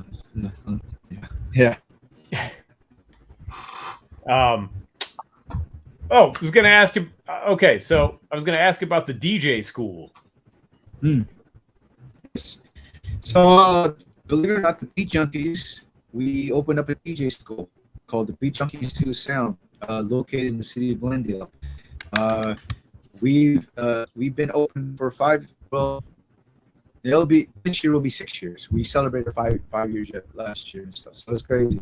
Like if you told us like 8 years ago that we'd open a DJ school, we would look at you crazy, because in hip hop, you at the time you're not allowed to fight. You're not to share your secrets. You maybe with your crew, but if you're getting in some type of battle or whatever competition, you can't show off your little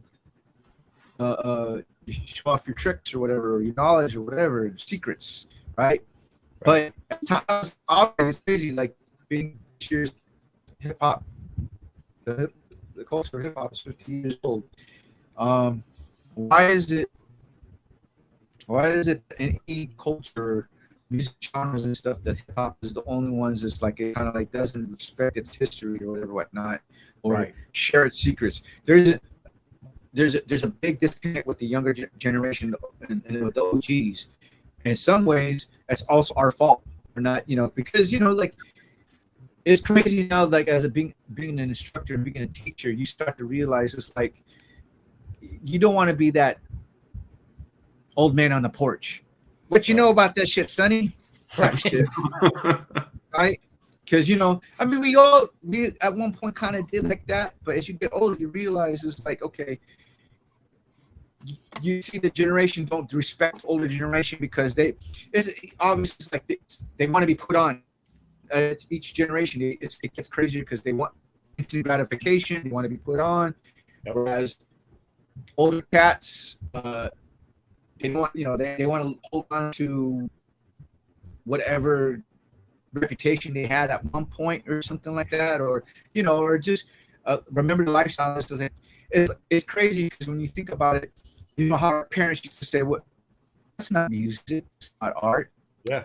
The irony now, our generation is doing the same thing, right? They're saying like, "Man, that's not real shit. What you know about that shit? You don't like that, right?"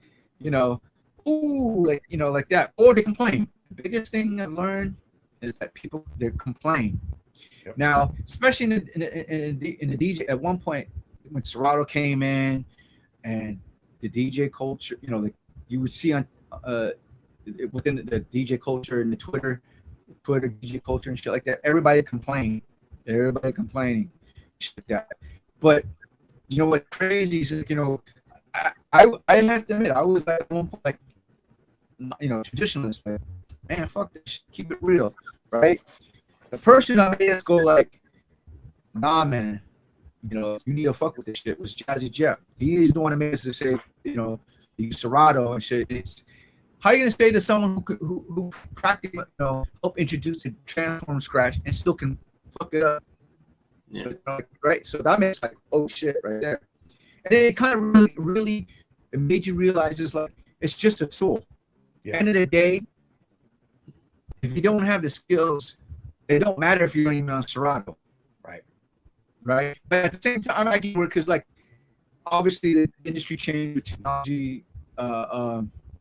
Vinyl wasn't being sold as much. It's becoming more, more digital and stuff like that. So, change is very hard, especially in the culture of hip hop. People don't like change as much. Right. They want to see innovation, but they don't want, which I understand. You got to find balance. But the problem is we realized this, because we're hearing, we were almost this close complaining about like being the same guys that complain and shit. But it got to a point where it's just like, what are you gonna do about it? Yeah. Are you gonna complain or are you gonna try to make something happen? And the one who came up with the idea to start it was D Styles. He was the one that said like, hey man, what happens to all the champion boxers after they retire? Not saying that we retired, but but they said, like they opened up a gym and they start teaching other younger boxers, right? Mm-hmm. Now the thing is we were still DJing, but again, a lot of, as you guys know, the music business or whatever, everything changes, things like that. And you have to kind of figure out, almost have to reinvent yourself and stuff like that. Right. And we never, at first we're like, I don't know, man. But then you start really looking out, like, just look at not only the DJ culture, but just hip hop in general. Like, if we want art, like, why is it, you do any type of culture, whether it be, you're Latino, Black, like European, whatever, just any type, they always pass down the knowledge, right? Right. Not putting down, it's, of course, with hip hop, you got the egos and shit like that. But now, as we're getting older, it's like, well, I want to be able to still do what I love to do, or how can I share this with people? It's like you got to share your knowledge, and then of course that was going to be a big taboo because it's like we're open to vaults and showing everything. Because we started a record pool. I was like, we're going to give records. Like most of the time, as a DJ, you don't want to share your records and shit like that. Of course, we heard the history about how like Bam and Flash and Cool Rick would rub the labels off. You can't read it and shit. That was your secret weapon. But we could tell that, like, it's like once we shared the knowledge, it's just like, it's crazy. It's like people want to learn, and there's no one willing to learn and shit because everybody's too busy trying to like hold on to something. And it was the most, honestly, it was hard, but once we got into it, it was probably the most freeing thing. To open the school and to share knowledge. And even at the same time, if we teach them all what we did, they can't do we can share them the same techniques, but they can't do the same thing we do. Right. Everybody, like if you're doing martial arts, you need to know your foundations and stuff. This is where hip hop comes in, is where you put your own personality, your styles into it. Yes. But we all, one way or another, know the foundation and stuff. It's just how you're going to be different from that. So that's how we felt like when we started opening the school and shit. And we've been, like, it's 5-6 years now. It's crazy. We have a big community, a lot of support. It's crazy too. Is like 60% of our students are women, and actually women actually pick up DJing more quicker than men do. That's dope. Yeah. And it's right down the street from the birthplace of the legend Jennifer O'Jenny. There you go. Oh my God. There you go, Jenny. So yeah. But yeah, I mean that it was a good thing because it made you realize it's like we may not be able to change everything, but we're doing our part at least to make to share the knowledge and stuff. And it's cool. We're using all our experiences, all our connections. Like it's cool to have, like I said, we had Jazzy Chef, we had Maceo, the Q&A, we had Z-Trip, where I cut Chemist and Newmark, we have Prince Paul. I mean, all our heroes are peers to come in and to share their knowledge and stuff like that. And of course we tell them, like, we teach them. Of course we besides teaching the techniques, we teach them the history. Yeah. And we also say the same thing too. Is also like we don't promise you a career, but we promise you a lifetime of passion. So it's like, if you happen to get a career from it, and some of our students have got a career from it, but most of the time we just say do it because you love it. The rest will come to you and shit like that. And that's what kind of made us like remember this stuff like that. So yeah, that's great. So that's fantastic. Yeah. I always love to see hip hop in an educational sense because I think it legitimizes it more as an art form for more people because I think that was the missing piece for a long time, was the education part of it. No, it's culture. It's like, it's our job to share these stories or experiences. Granted, of course, hip hop is seeped on being, like I'm the best, I'm the shit. But right. You want to be the best, but as you get older, you realize, okay, we've done this and done that. Let the next cats do it. Let's do our parts and just keep this going. Whatever. Just you have to remind yourself, why did you do this? Are you do this because I get it. When you're young, it was like you wanted to be the best in your school, the best in your city, like this and that. In some ways, that's competitive and shit. That's part of the culture and stuff like that. Right. But you also love it because it just helps you express who you are, the love for it. This is like, why do I still buy records and shit? Like, what I'm saying? It's like, why, that was the thing that for us, we had to remind ourselves is, why do you do it? Yeah. Even though there may be times we could have hanged it up and shit, but then what brought us back is like, what am I going to do? I'm going to go, try to go back to school and shit. I could, you could, but now I'm being more mature. It's like, yeah, we should go back to school, learn these stuff, apply it to what we're doing here. And, like, it's not, everything goes hand in hand. Just to have this interview with you guys to exchange information and share and stuff like that, because, it needs to be said, everybody has a different, there's always going to be pillars of, some foundations, but everybody has their own experience. But it's just like, again, how do it's the I learned this, so I don't know if you got, a lot of people might know, maybe might know. I train jiu-jitsu, Brazilian jiu-jitsu, and that also kind of like helped me learn a lot of things to even become a better instructor. They told me, like, I learned that, like, they don't care who I am outside the mats. I'm in the mats, I'll get fucked up like anybody else and shit, right? And they always tell me, your ego is not your amigo. So that kind of made me like, okay, I ain't shit. So I could, sure, I may be so-and-so from the Beat Junkies, did this and this and this and this, but I can get choked out. Yep. Yeah. I can choke someone out too, but I can get choked out too. So it puts into perspective, like, now if I put that into hip hop or into living things, so sure, you can be better than me, but there's someone else better than you, or I can do whatever. It's just at the end of the day, it goes back to, like, can you be the best you? Yes. We don't need, we don't need another Chuck D.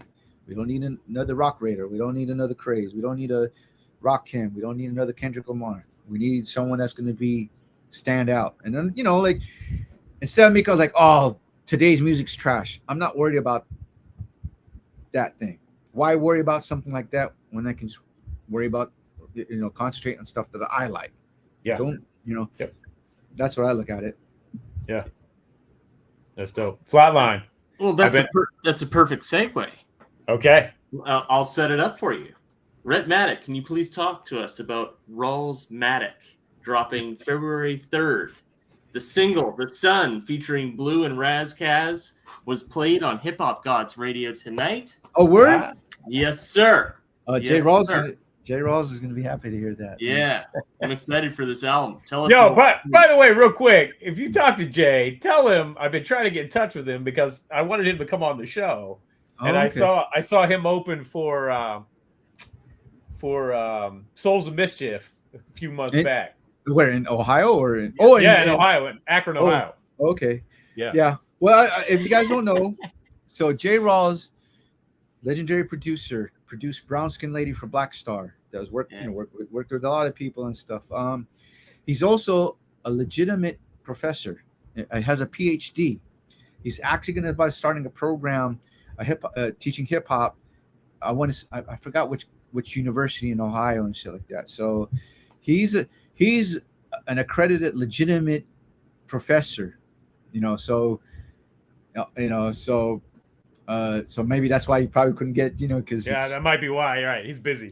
He's busy. He's 3 hours ahead and stuff like that. So, the album Role Reversal. We worked on this album for quite a long time. I'm not going to tell you how long, but we worked on it a long time, and it was cool because, it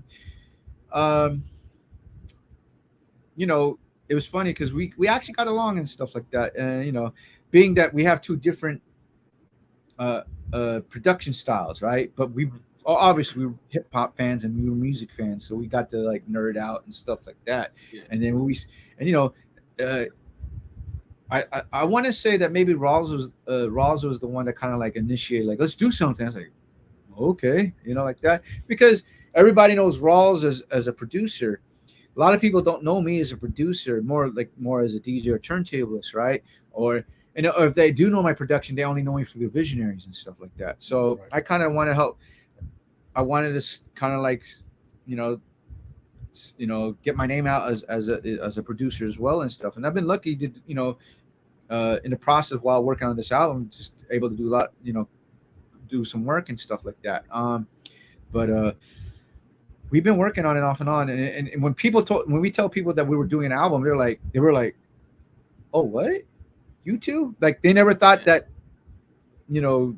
him and me together like that. And it was kind of weird, and it's cool, kind of cool, because it's like, so obviously it's kind of like in the vein of, say, like J-Lib, like Dilla and Madlib, or Gang Green, which is Alchemist and Ono. Except we don't rap. It's just, but if you listen to their albums, right, it'd be either a Dilla beat, Madlib rapping over it, or a Madlib beat over, with Dilla rapping over it. Whereas Rawls and myself, we literally made the beats together. Like, you either send me the sample and I'll do the drums, or vice versa. We go back and forth, and we actually worked. You know, there are times I would fly to Ohio, stay at his house, and work in the studio. We did some stuff, or he'll come out here. You know, we work on stuff too and stuff, or because obviously time, families, or responsibilities, we'll send stuff back and forth and shit like that. But you know, of course, we reach out to people who we record with and stuff like that. But finally, after how many years, we finally, have it out. So The Sun actually is the second single. It's one of the last singles we recorded, one of the last songs before the album. But it's our second single. The first single we dropped is called Xanadu, which is featuring An1, who's a soul singer from LA. We kind of like, instead of throwing out a hip hop joint, we kind of want, when you listen to the album, it's hip hop, soul, and instrumental. So a little bit of everything of all our tastes and stuff, and just kind of like just give a taste. So we instead of throwing out a hip hop song, we did a soul R&B song first, and then came with The Sun and stuff like that. Yeah. And we were surprised. I mean, now I'd say surprised. For me, Rawls will say, he'll be like, yeah, man, I knew about this shit. Me, to tell you the truth, I was kind of nervous to see how people would react to our stuff, like that, because they, like, I'm sure they didn't know what to expect from us and shit. And thank you for Flatline, thank you for playing. I mean, of course. I mean, my thing. If you I don't want you to play it because you know me or whatever. I want you to play it because you like it. You know, and if that to me, that's the biggest compliment. Like, I remember when Premier played. So we had a track called the title track, Role Reversal with Craig G, which we actually put out like 2 years ago and stuff. But then and Premier played it, and I was like, holy shit! So Primo's the type of person. He even told me, he's like, just because we're homies doesn't mean I'll play it. Right? Yeah. If I like it, if I like it, I'll play it. Like, if I like it, I'll play it. Yeah, right. So yeah, man. I mean, it's but yeah, it's been the making. It's dropping February 3rd. It's so honored and blessed that people are liking the song, The Sun.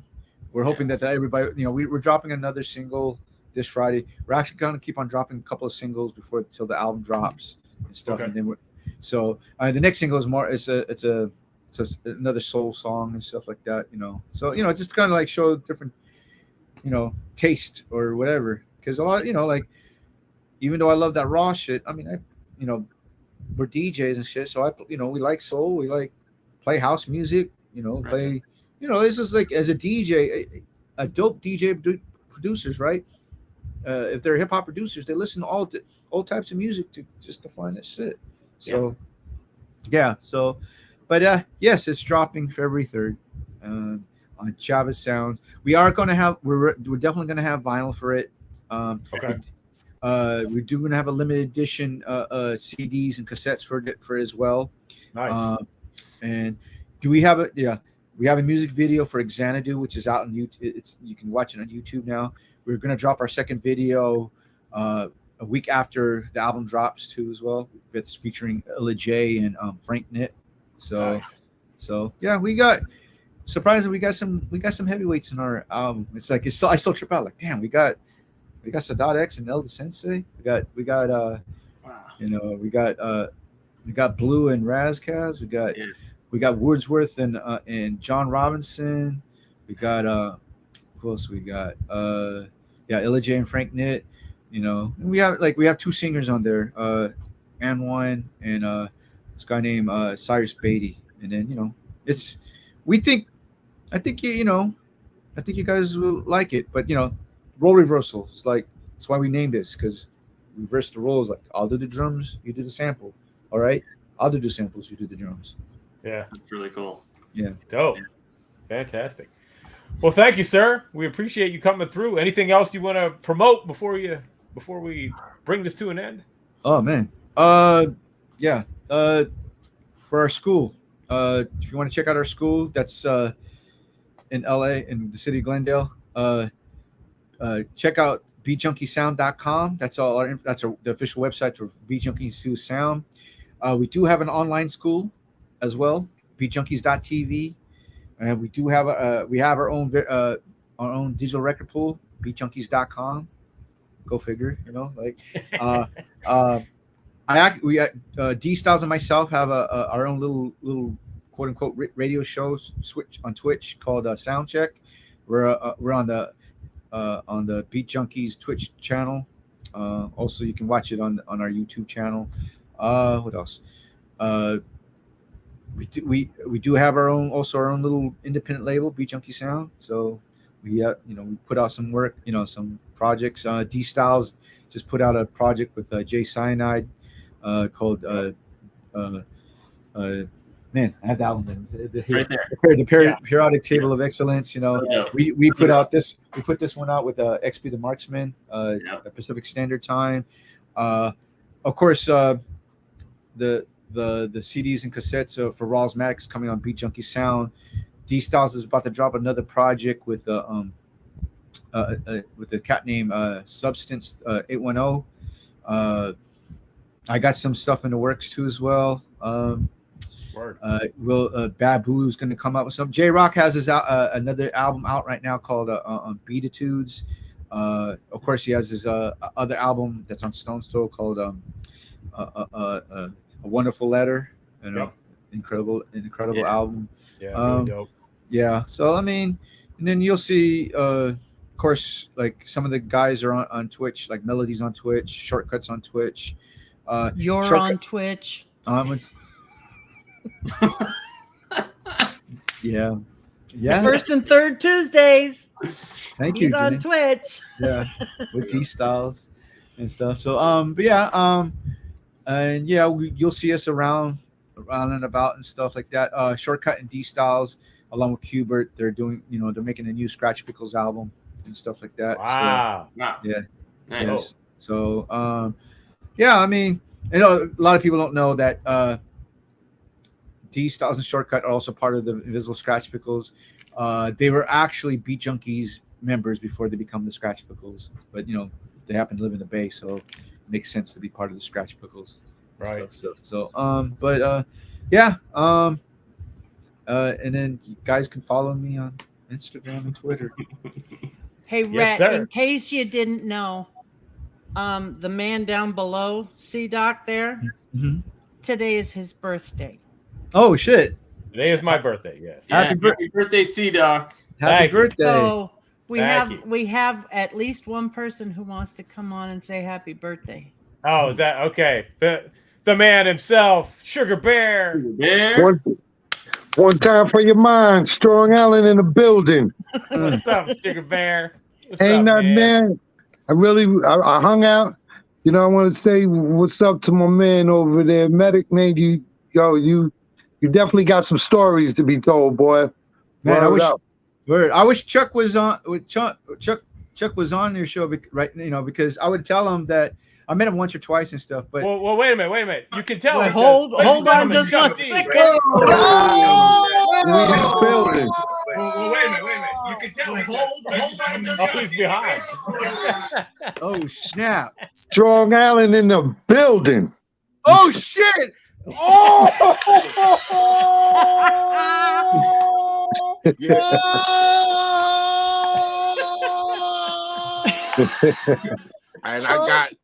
And I got the joints that you gave me too, man. They back on this wall too, man. So you have to Beat Junkie Sound. Oh man!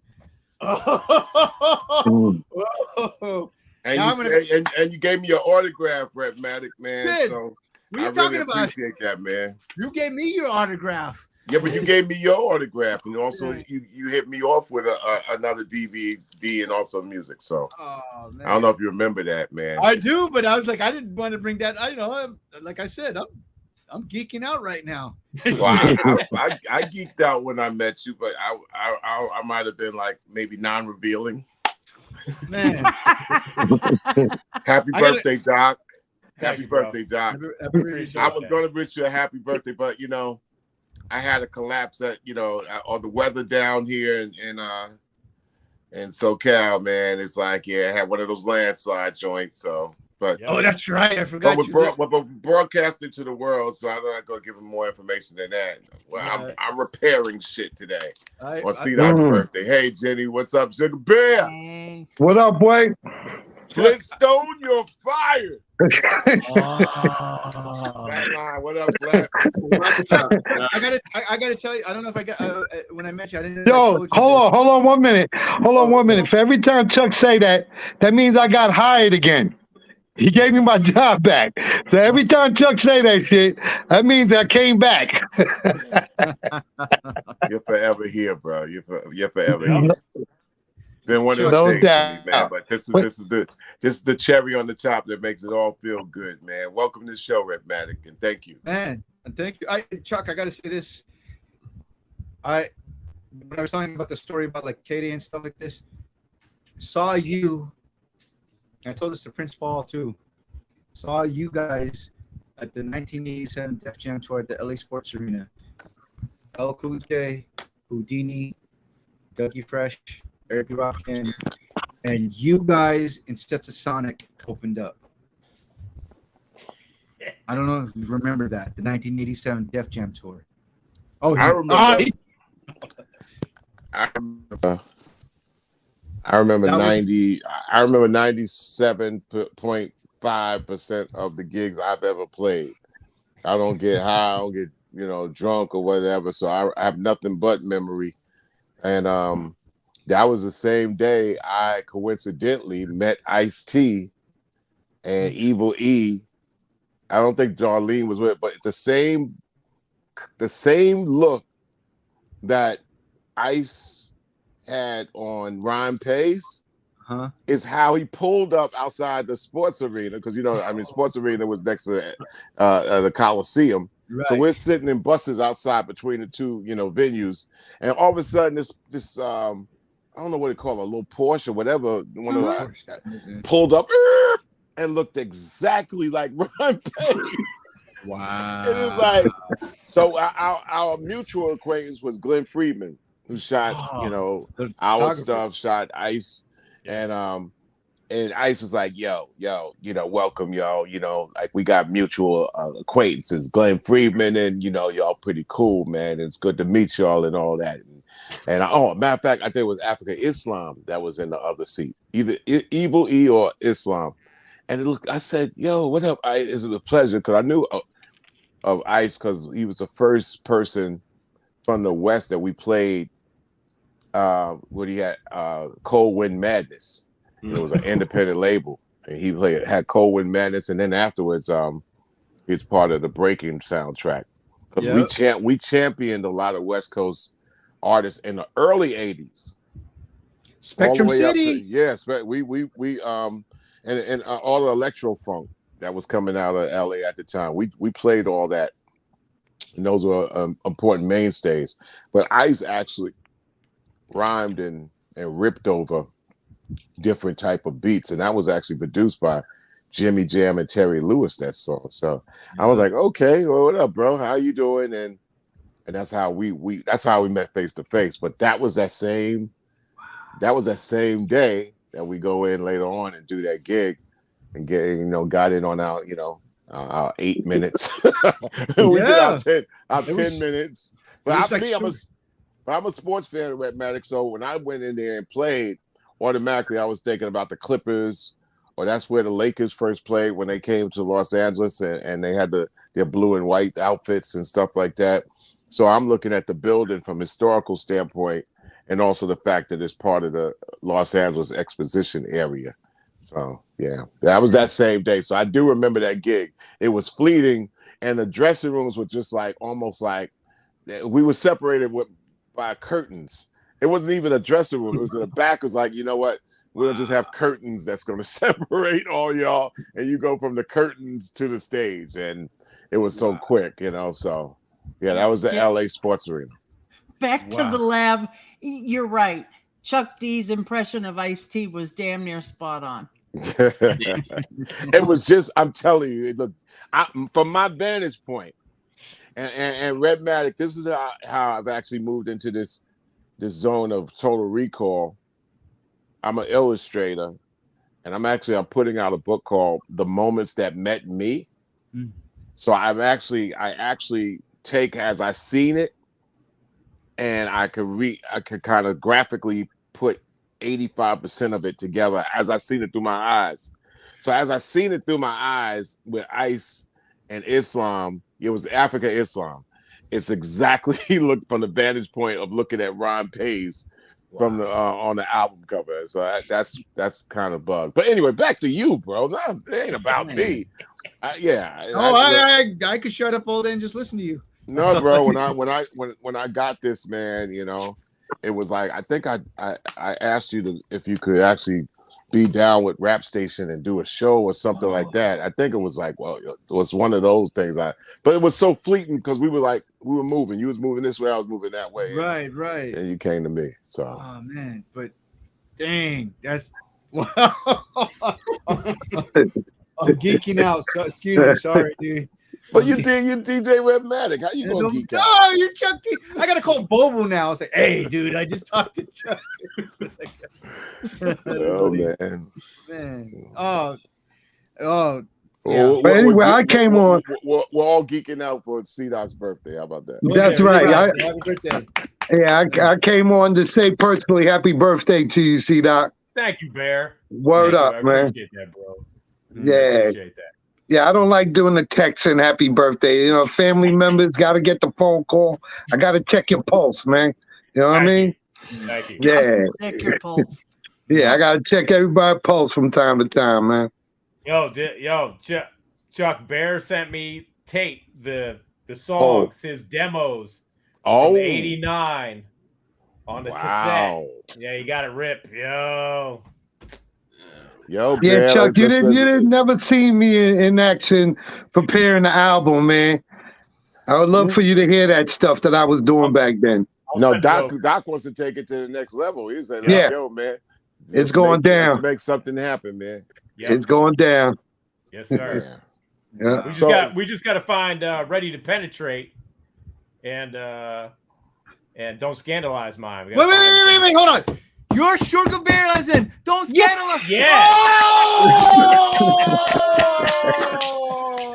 Now that's a legitimate geek out. That's a legitimate geek out. I was like, this can't be the same Sugar Bear. Oh,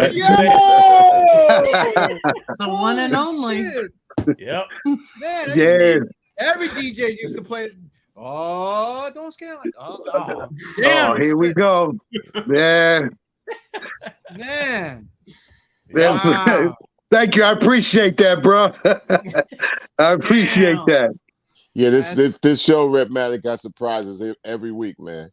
Yep. Every week, man. It's our whole goal for the 50th year of hip hop is really seriously uncovering and exposing and giving salute and homage to contributors of this art form wherever they're at in this world, and doing a thorough curation job, because we feel like the biggest problem that this music has had is improper respect and proper curation to those that have done just like Herculean feats such as yourself.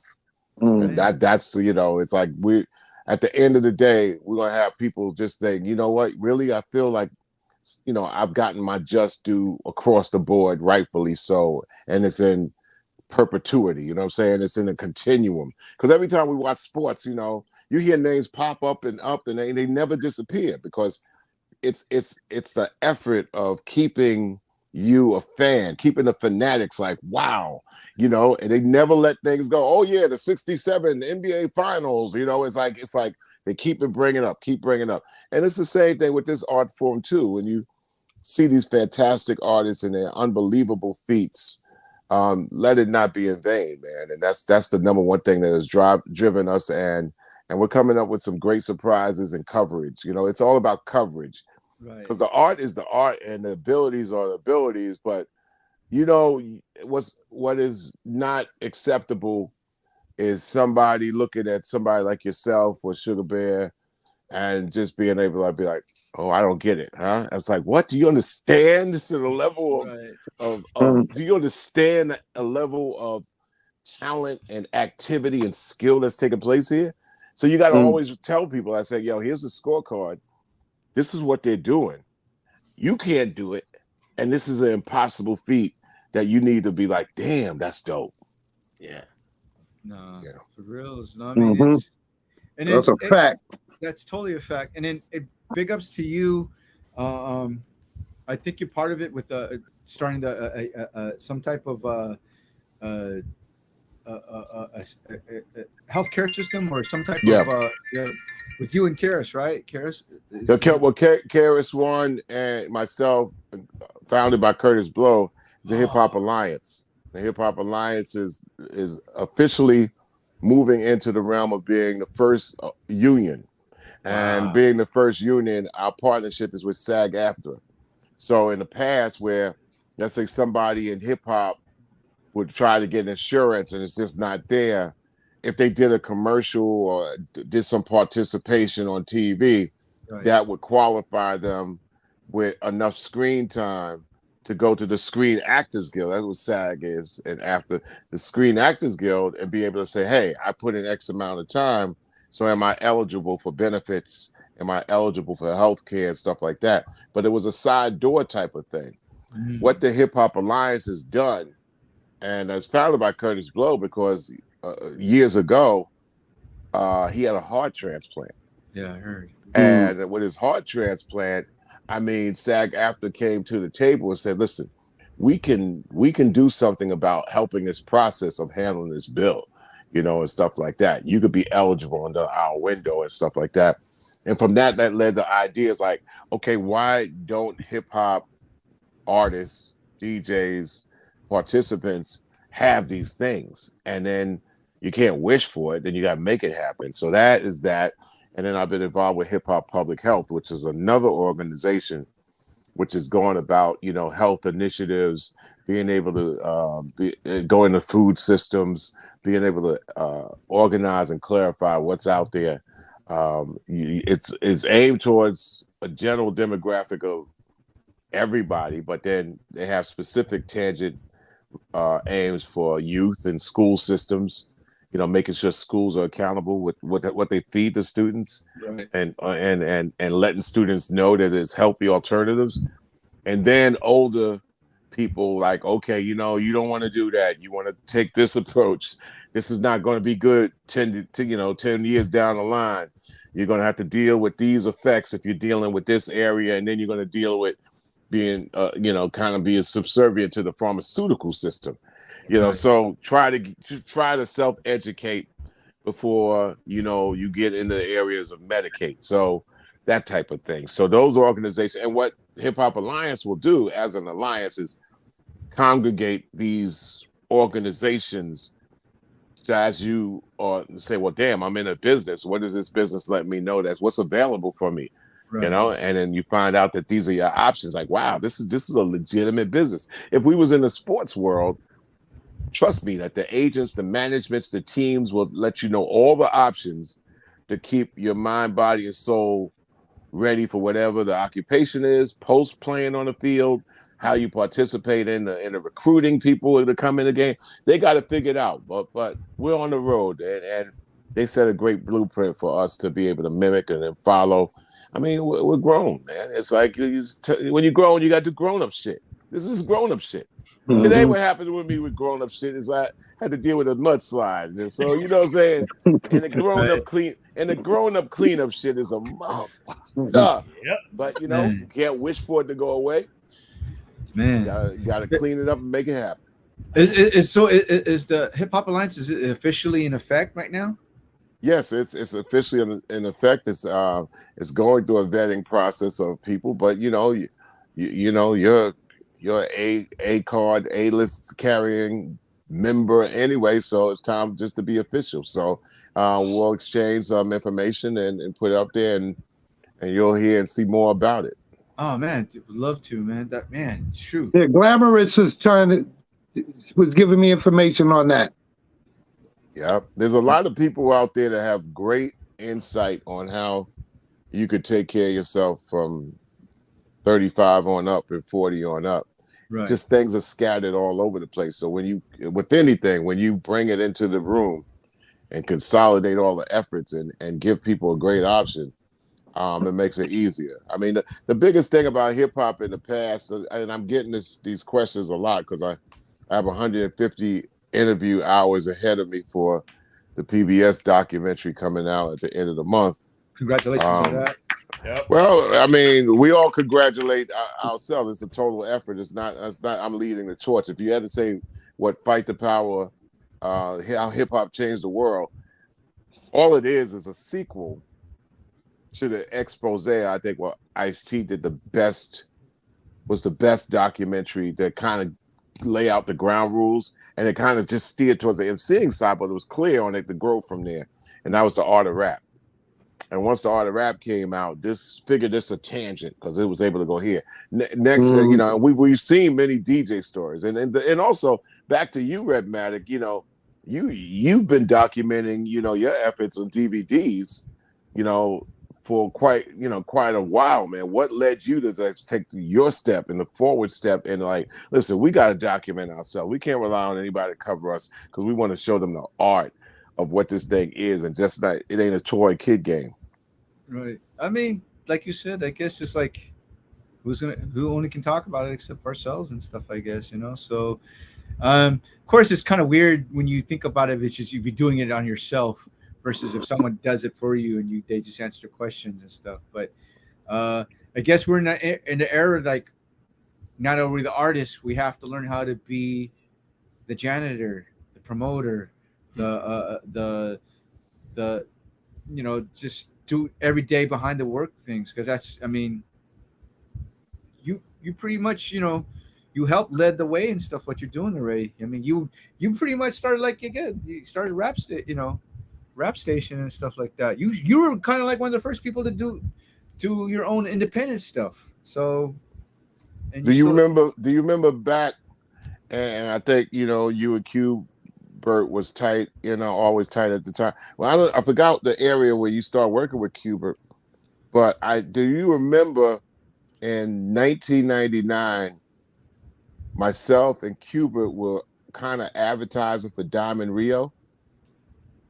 Diamond Rio was the first MP3 player, and the RIAA sued us. So myself, Q-Bert, a couple other people were artists representing the MP3 movement. I remember that. And they made gigantic, and Cuban remembers this because they made gigantic posters.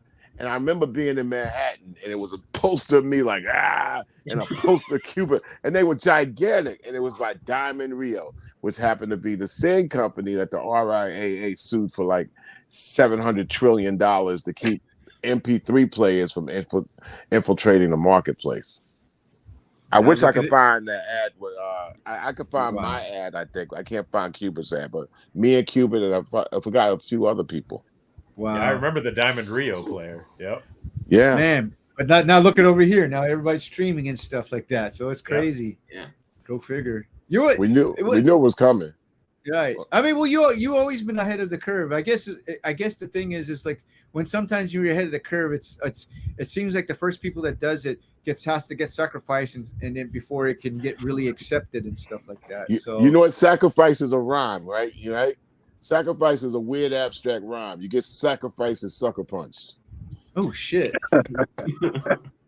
but you gotta you gotta start kicking the doors down, because once you start saying, and Bear knows me for a long time, it's like I'm not trying to do this for myself. If you win, I win because I'm a fan.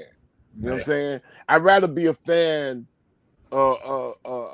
you, Doc, Jenny, you know, Flatline Bear. I'd rather be a fan than be a fan of, you know, some baseball team, right? I mean, I am a fan of a baseball team, but if I had it, I'd rather be a fan of hip hop, man.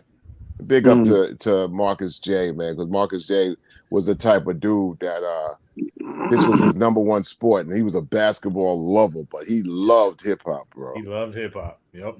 Yeah. Yes, indeed. Man. Again, I can't thank you guys. I have enough. It's you know, Chuck, man, and Sugar Bear. Damn. Wow, that's crazy. Nah, thank you, Rhett. Thanks for taking the time to come on the show, man. Hey guys, I'd like to personally invite you on behalf of the Beat Junkies to come to our school. I hope you guys can come to our school. It'd be great. I'd love to have some type of I don't know, we put something, maybe we could do a live broadcasting from the school. Chuck, we'd love to have you do a lecture at our school and stuff like that. Yeah, all that's possible. And I mean, if it's not physical, we have fantastic, things at Zoom that we could probably do, and you have me on the screen there. And I'm just once upon we schedule it and we make it happen, man. Sounds good. I mean, I got Jennifer Jenny's. Absolutely. Yeah. So again, guys, thank you enough. It's an honor. You just made 16 Rhettmatic just like geeked out and stuff like that. So, I'm still bugging out myself, man. Everybody I meet, man. I'm a fan of this. I'm still a fan. You know what I'm saying? Yeah. I get around my boys. I'm talking about literally. I get around Bobby Brown. It doesn't matter who it is. Smooth B, Nice and Smooth. I'm still feeling like, nice and smooth. I'm right here with my boys. I still feel that. So that's more of a fan than anything else, man. So you good. Man. Thank you guys, man. Yeah. Thank you, Rhett. Appreciate you coming through, bro. Thank you guys, man. Have a good night. All right, all right, Rhett. You too. You too. Right. Yeah. Take care. Peace. Yo, Flatline, I wanted to say Happy New Year to you, man. I ain't said nothing to you yet. Happy New Year, Flatline. Happy New Year, bro. My boy. All right. Thanks for coming on. Thanks for coming on, Sugar Bear. It's good. I had to give you a shout out, man. I was watching the show. I was like, I got to keep up with all this because it's like what Chuck said. It's something new every week. And before I know it, Rhettmatic, he had stated that J Dilla and Illa J are brothers. Yeah, Dilla and Illa J. Yeah, I didn't know that. Yep. And I listened there. One's making beats, the other one's rhyming. Mm-hmm. Yep. You know what I'm saying? So I'm still in the learning process too because I just be going more in depth with hip hop that I like to listen to. Yep. There's that sound that I like listening to. So listening to God Rest His Soul, Fight Dog album. Mm-hmm. Yeah. That joint. Well, I was already on Nutshell, right? And then I saw the process of the remixes and all that stuff. But that what was that? Some Kiss by French Kiss. It's French Kiss. Yep. Fight Dog featuring Redman and Illa J. Yeah. Oh my God. Yo, I clean up your whole house, Jen. Just play that record. I clean the whole house. Leave me alone. Word up. Look, I be in my feelings, my music. I got the whole house clean in record time. Yeah, man. Word. But at the end of the day, once again, man, I just want to say happy birthday to you, bro. Word up. Thanks, another one was mine's is February 1st. It's coming up. Yep. You know what I'm saying? So we'll be ready for it, Bear. I know that. All right. So y'all gonna say good night. And y'all stay up. All right. Thanks, Sugar Bear. Yeah, Jen. I'll holler at you later, Jen. All right. One. All right, Bear. Yep. All right, Chuck. Sugar Bear. Sugar Bear. Yep. Yeah. Yes, sir. That's great. Man. The goal. Did you get things cleaned up, bro? Nah, man. You sent me those. Those pictures. I was like, "Oh my God!" Listen, I sent you those pictures. They didn't look like, in flat. I'm gonna send you two. I'm gonna spare you, Jenny. But I was gonna say, do I need to come out with a shovel and some trash bags? Shovel and trash bag would not help you, ma'am. Yeah, you need a backhoe. Yeah, exactly. back hose and front hose ain't gonna help. You need a crane. A crane? It's bad. Crane crane, jackhammers, excavation units. I gotta see these pictures. Wow. Yeah, man. I mean, huh? Does insurance cover it? Insurance doesn't cover landslides in California. Oh my god. Wow. Ain't that a bitch, right? Yep, that figures. Damn. Wow. They just about don't want to cover wildfires in California either. Yeah, right. Wildfires burnt it out. Wildfires in California because a whole bunch of insurance companies go here and back and forth. I don't want to say things like playing games, but you know, it was an industry where insurance companies feel that they can get more over there, and so they give people these deals. But some areas are in susceptible areas, and some areas aren't. And it's like, I mean, you know, it's that type of thing, man. So, yeah. Mm-hmm. So the part time that I happen to be, you know, a Californian. It's the hand. Mm-hmm. And then, you know, Mr. Snyder waving. Chuck didn't see it. Chuck threw up the peace sign. She's yeah.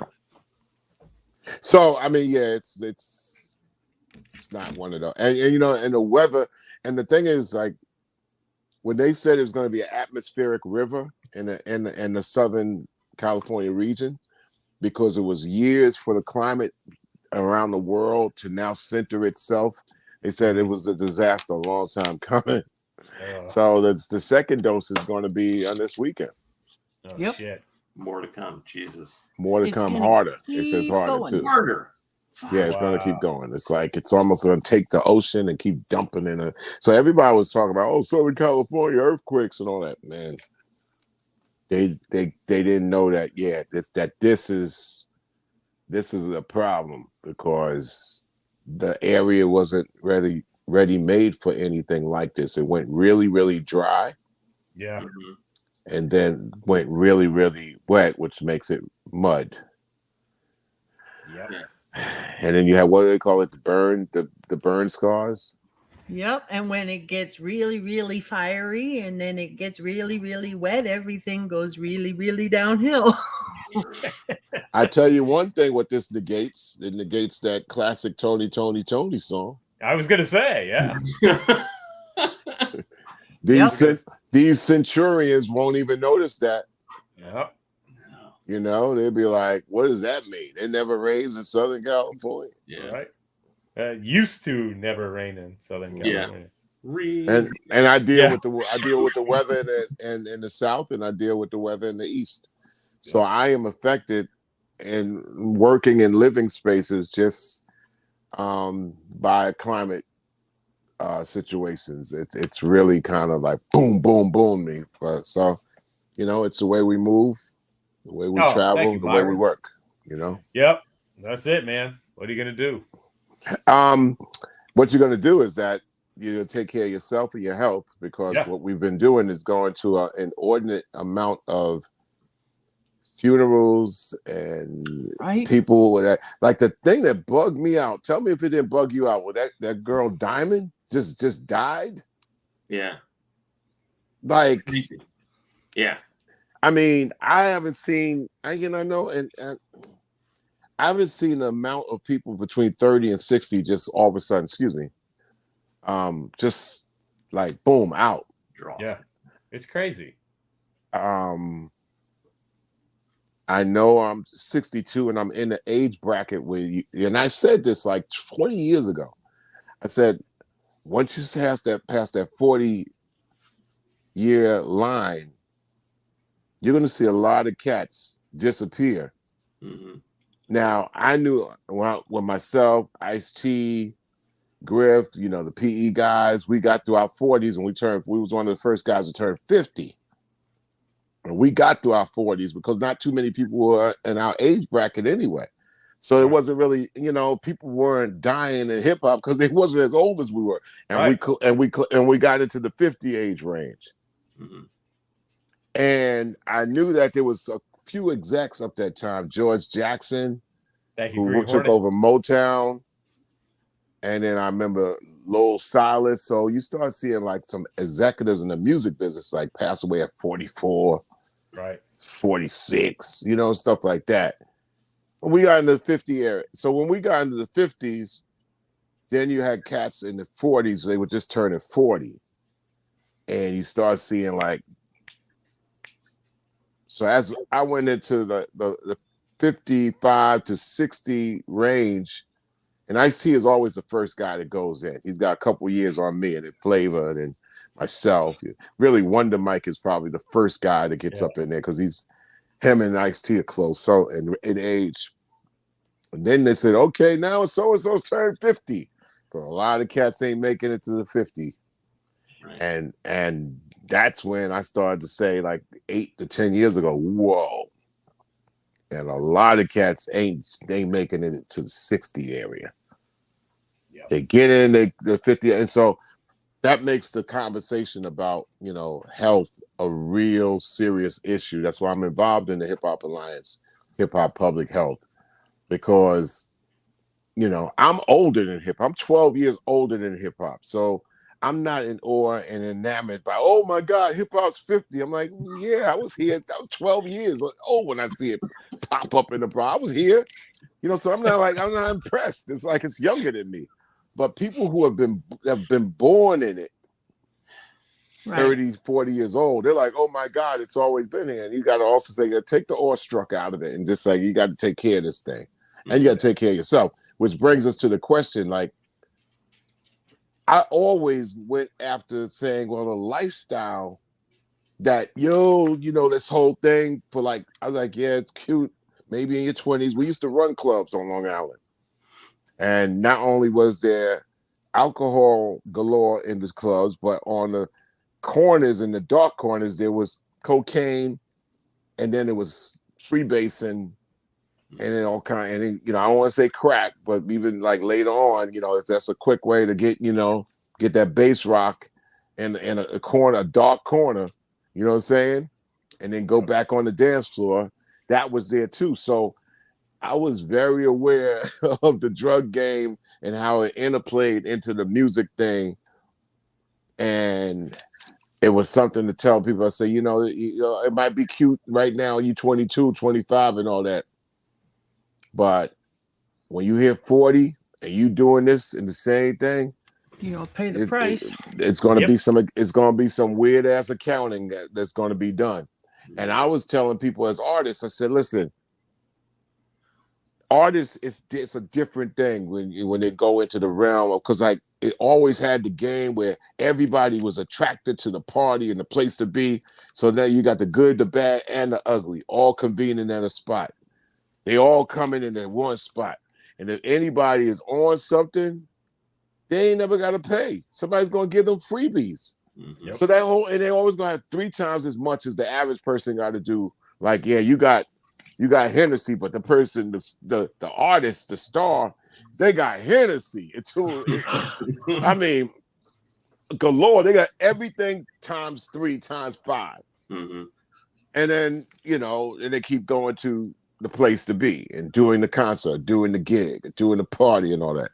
And very few people got that body. It's a DNA thing. They got that body and resilience just to be like, yeah, man, I've been getting high 40 years in a row, man, and I'm still ticking. You know, yeah, God has blessed you with an unbelievable, you know, body to handle that and still whatever. And I know some cats like that. But the level that hip hop is being taken out right now, I was watching Vlad TV and also Art of Dialogue on YouTube last night, and it was like I was watching Jewel. And I remember just like a couple of times having conversations with Jewel. And then I'm looking at one with Jewel, it's just like says she only had this much to live. I'm like, wow, man. And Jewel, 54. Yeah. Young. Yeah. And which brings me back to the question is like, how much is the lifestyle that's saluted and paraded at 22, 25 of hip hop? How much of it has been the detriment of of the longevity of hip hop itself. I mean, I don't know what Cavassier does. Cavassier been out since it was like, it was Billie Holiday's favorite, choice. Right. But I'm watching a documentary of Billie Holiday, and everybody's just talking about how fucked up it was that she was just couldn't kick the drugs and kick the drink and had a tragic life. And I'm like saying now, how the fuck are we gonna be in an art form, which I think the art form is wonderful just from what it is, DJing, MCing, dance, and art expression.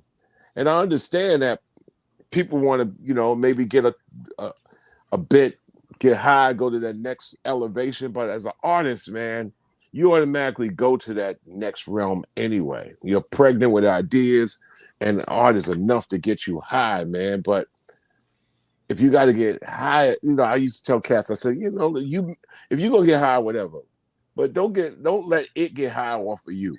Don't let the drug do you. And you know what? The drug is the reason it's called a drug, because it's powerful. It will take you to a place that you look at the regular earth and say, man, you know what? The earth is pale in comparison. They say the same thing about death. They said that's why people really don't come back from, they get that near-death experience. They like, yo, man, I can't stay. They say, no, you got a purpose. Go on back. It's like, what? I want to stay dead. I want to stay whatever this is. Go back. It's the ultimate. They say it's the ultimate high. That's why they say, giving older people operations is not fucking good. Especially if they had trauma, they ain't coming back in their old body. They not. They like, well, yo, man, I ain't felt this way since I was like 14. Now I'm 83 and I had I had hip surgery. I'm the fuck out of here. Oh man, grandma didn't come back. Oh, you're like, grandma's out of here. She's gone. So I know I'm talking cryptic, but I'm saying like the art is enough to make you high. Yeah. Because once you get higher than high, you're going into another territory where it's gonna be hard to come back. And that's why I think we've lost so many people between 30 and 60. Yeah. We lost a lot of people between 30 and 60 because I think, they've had ailments and whatever is taking them, they're like, I'm gone. Right. Yep. I ain't coming back. And, everybody going to die. So, I mean. Really? Yeah, Jenny. Everybody going, Why do you have to be the bearer of such bad news? Well, no, it's not the bad news. It's a rhyme. Everybody going to die, but just don't die before your time. The art is a living experience, and that's the beautiful thing about art. Art is short for artificial. It's a facsimile of life. It's not life itself. But as you're here, you art it. It's the ultimate high. The art is a wonderful expression, but once it's turned into a commodity, a product for goods, and then a thing just to try to get love from strangers and people you don't know, then it turns into something else. And that's why sometimes I'll be hearing people talk about like, what's the kid with Migos, man? It says, yo, man, I got to get out of this. I got to get out of this music business, man. It's like the art ain't depressing. It's the surroundings, especially people who are into that. Yeah. Well, I'm a firm believer is that very few people on the planet could produce something out of nothing. Everybody got art in them, but they can't get art out of them. Mm. And even if they can't get art out of them, the appreciation of the art is artistic in itself. Now, if you think there's something else based on, oh man, so-and-so got money. Well, did you listen to the art? Well, they got money. I'm like, money is manufactured, yo. I was like, so what money got to do with it? Well, that means they're popular. Do you like it or not? Well, I'm saying. Well, so what are you saying? Do you like it or not? Does it hit your taste buds? Well, I'm saying, they successful. Wow, I love it. Well, nobody knows who they are. Well, I don't know who they are either. It's like that's it's the worst shit that affects the art form. It's terrible how it got to that, because it used to just be when it came out, it was like, oh, do I like this or do I not like this? I don't know who this is, but I like this. I'm gonna check it out further. Right. It was jazz. It was jazz. And jazz is basically, you don't like it, fuck you. Yeah. Ain't doing this shit for you. I mean, look, Charles Mingus was so much into the art that he was on stage and somebody missed a note, he beat his ass on stage. Now, I'm not condoning that. But no, they said Charles Mingus beat the dude's ass on stage for missing the note. Big ass Charles Mingus. Yeah. Which is funny because did you hear that story Herbie Hancock told about he was playing with Miles and Herbie hit the wrong note and Miles adapted. Yeah. Oh. I heard that. Yeah. Which I thought was dope. Yeah, really dope. Because Miles had respect for Herbie. Yeah, Miles thought Herbie was a young dude that looked like he was serious, so he's going to adapt it.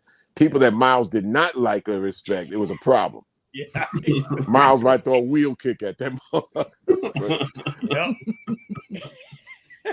that's where we are, man, with this art form. It's so beautiful, and I'm involved with so many things, on the table of, my joy. When I turn in the part of and you don't stop it, and I get it over to Flatline, and he assembles it together, man. I'm like, sometimes you get into a mode like, I don't get into a mode, but it's somebody else probably could wonder, like, what the fuck are you guys doing this for? Right. And they ask the same question about a jazz cat that would just play to a wall, Mm. They tell a great story about Sonny Rollins, how he would go to the Brooklyn Bridge and just get on the bridge and just play notes to the wind just to get his shit right. Hmm. You guys, you got to dig something in your life. Something's got to drive you life. Yeah. Right. A lot of people are driven by sports, though. They're really driven by sports right now. They will fight you on their team. Yep. Used to be like that with music, especially hip hop. Yeah. Yeah. Yeah. I saw a documentary. Now everybody's an expert. Yeah, well, an expert, but when you ask them 3 questions, they don't fail it. And right. Don't say you're an expert with me. That's like me telling my Pilates teacher. The worst thing you could tell my Pilates teacher is, "Oh, I got it." What? You invite yourself to a fucking day of getting twisted. So I don't say nothing. I'll be counting every minute, like 54, 53, silently, man. But the same thing with hip hop, man. Say that you got it. That's why I sent that tape to you and Flatline about the greatest night in hip hop ever. And it was really not before records, because Sugar Hill Gang had just come out 2 weeks earlier. Oh, wow. And it was at the Armory in Jamaica, Queens. Mm-hmm. And really it was a congregation of the hottest DJs, MCs in New York. It's DJ Hollywood, Lovebug Starsky on the turntables while Hollywood was getting down. The telepathic kinetic energy back and forth, rocking the house, saying the rhyme, MCing, scratching, dropping it on beat. I'm like, I've never to this date heard such magic as that. Then after Hollywood does his thing, Eddie Cheeba gets on with his DJ Easy G. Mm-hmm. And he goes up, says his pause rap. Pause rap was, when the records are paused, that rap that tied the last record with the next record, and he rocks Love Is a Message by MFSB, Kenny Gamble and Leon Huff. That was the major record that Cats rhymed on in 1978, 1979, from an older level. Right. See, before the younger level was like 16, 14, 15. You couldn't get in no clubs. So they had to wait till summertime to be in the parks. Right. Because you can't go nowhere in the wintertime. Ain't no place open for no kids in the wintertime. Right. The older cats would go to the colleges. The older ones would go to the clubs. And that's where you start hearing that upper echelon. They tell they did hip hop, but they didn't. But they did hip hop, and they did it from a grown perspective. So club like 371, Curtis Blow will tell you that, who was also there on that night.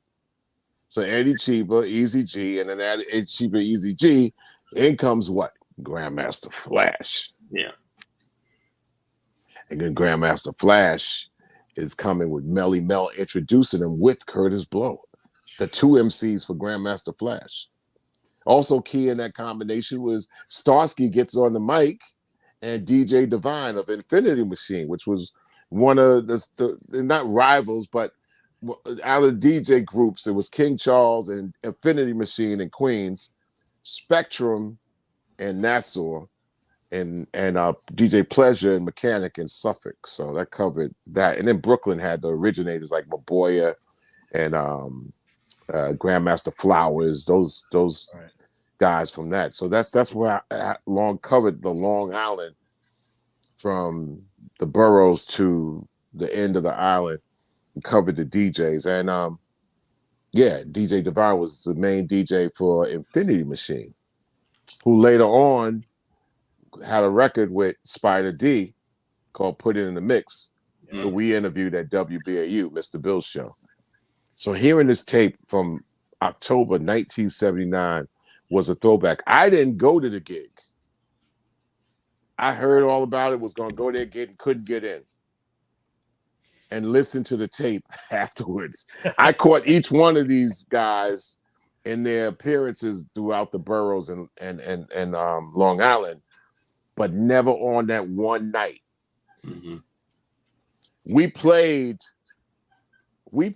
actually a month later, and we were DJing in a show in Hempstead, Long Island, and the Sugar Hill Gang were on the bill. And when I tell you that the lines were around the building, and the concert was in the whole Holiday Inn ballrooms, which kind of opened up, it could probably hold about 2,000-3,000 people.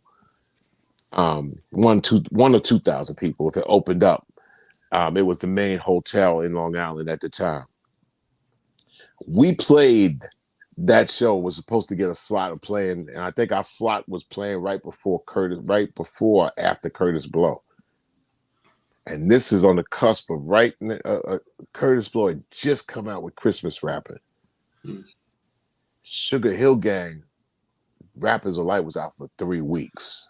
When I tell you the fever and the pandemonium of the Sugar Hill Gang for Rappers Delight in November of 1979, it was fucking bananas.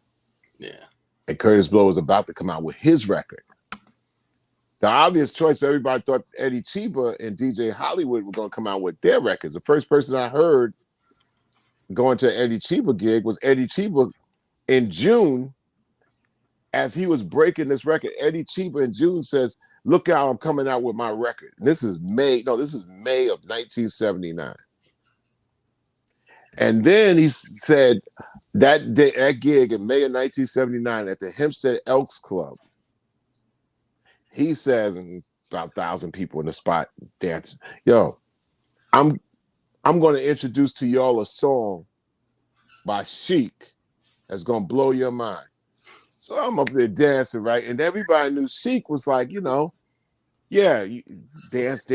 Everybody dance. So, the floor is going to be popping. Right. Especially since Chic got funky. And Chic got funky the year before with Freak Out, La Freak. Right. Freak Out. So all of a sudden it went from, like you getting your dance on a disco. But they took it from disco and kind of slid into Freak Out. The Chic to the Freak. I mean, everything back then was, understand, it was dance oriented. Yeah. If you couldn't dance to it, the shit was whack. Mm-hmm. You know what I'm saying? Yeah. The shit was whack if you couldn't dance to it. And people were dancing to beats, and they was the key to dancing to a DJ playing beats was the DJ had to keep on beat. Yep. With an MC carrying you through. Mm-hmm. So here, dancing, and say, Eddie Chiba's going, "I'm going to play this new song, man. You're going to hear, it's the Chic. It's called Good Times," right? So he stops it with a pause rap, and the record comes in like dragging like molasses. Yo, the slowest, and we said back, New Yorkers thought everybody was country. It's like the slowest country ass chicken and waffle slow ass. People left the dance floor. Good times, We have the good times. It's like, how the fuck you dancing slow ass shit? You know, everything gotta be like, you know, like what, you know? Right. Eddie Cheaper played it again. And played it again. By the third time, it's like, okay, you know, like you got to get in the groove. This is back in the early still like groove me. Like you got to dance like your uncle dance and shit like that. Okay, we in that type of groove. Took 2 weeks. All of a sudden, motherfuckers found the fucking part in there. Ding, good times. Boom, boom. Dum, dum, dum, dum, dum, dum, dum, dum, dum. It was like, okay, you know, once DJs found a way with it, good times. Dum, dum, dum, dum, dum, dum, dum, dum, dum, pitched up a little. Dum, dum. You know, people got familiar with it. Dum, dum, dum, dum, good times. Yes, y'all. You don't stop. You keep on, y'all. And everybody getting the pace. You know, you got dum, dum, dum, dum. By the end of May, June, July, that's when your DJ park DJs start getting a hold to it. Good. You know the song. Okay. Good time. By the end of the summer, Good Times was a whole nother something else. It was the jam that just took over the fact that MCs could rock it and DJs could fuck it up on that good. And then tapes were going around and Flash got a hold of Good Times. Good time. And he got MCs that are spanking the hell out of it. Melly Mel. Yo. Oh Lord. That tape on 1979, I sent it to you. Melly Mel sounds like he's coming from 3 planets away. He's coming around. He's coming down like Silver Surfer. Yep. And Melly Mel is coming like Silver Surfer, scouting because here comes Grandmaster Flash, who's Galactus. Mm-hmm. That's how it seems. It's like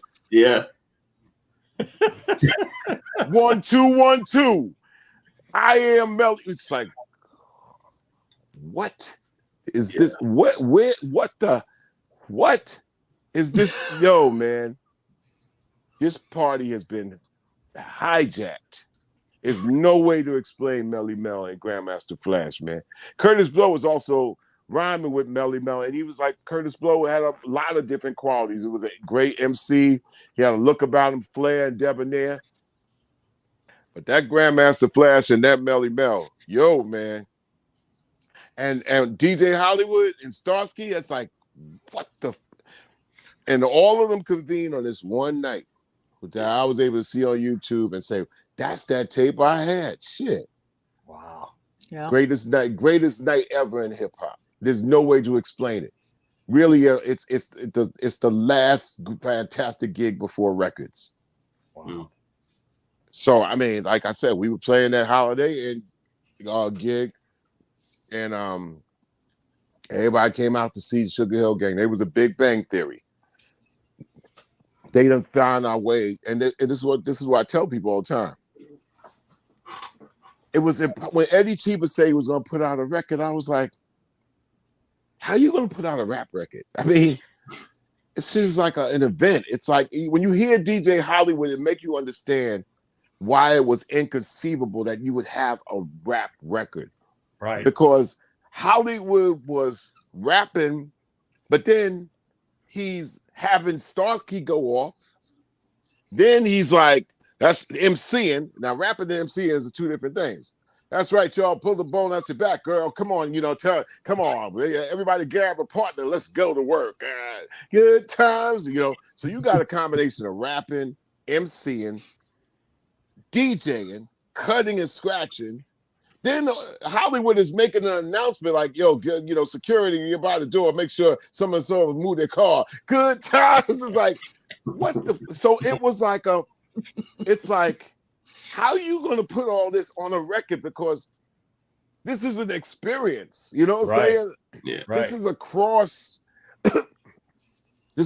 minutes. You know, this is 25 minutes of get down, let's all get down, call and response. It was just like, how you gonna make a record out of all this going on?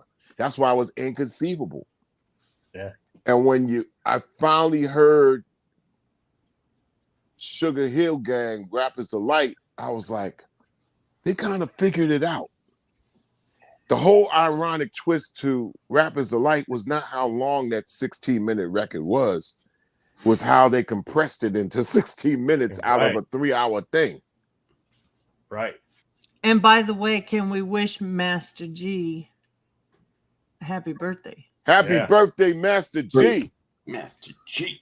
And many RA, more, the Rugged Man, too. Oh, yes, the Rugged today, Man. RA. Yep. Me and Master RA. G was like yesterday. Master G was yesterday. RA and I share the birthday today. Yeah. Oh, so that's where it comes from, huh? Did you see the video that RA and I? Well, I was on RA's video when we start boosting up our channel, visuals and videos. We're going to add a lot onto the channel Zero, but thankful to RA the Rugged Man for inviting me on his song last year where I was part of his video. Now we're part of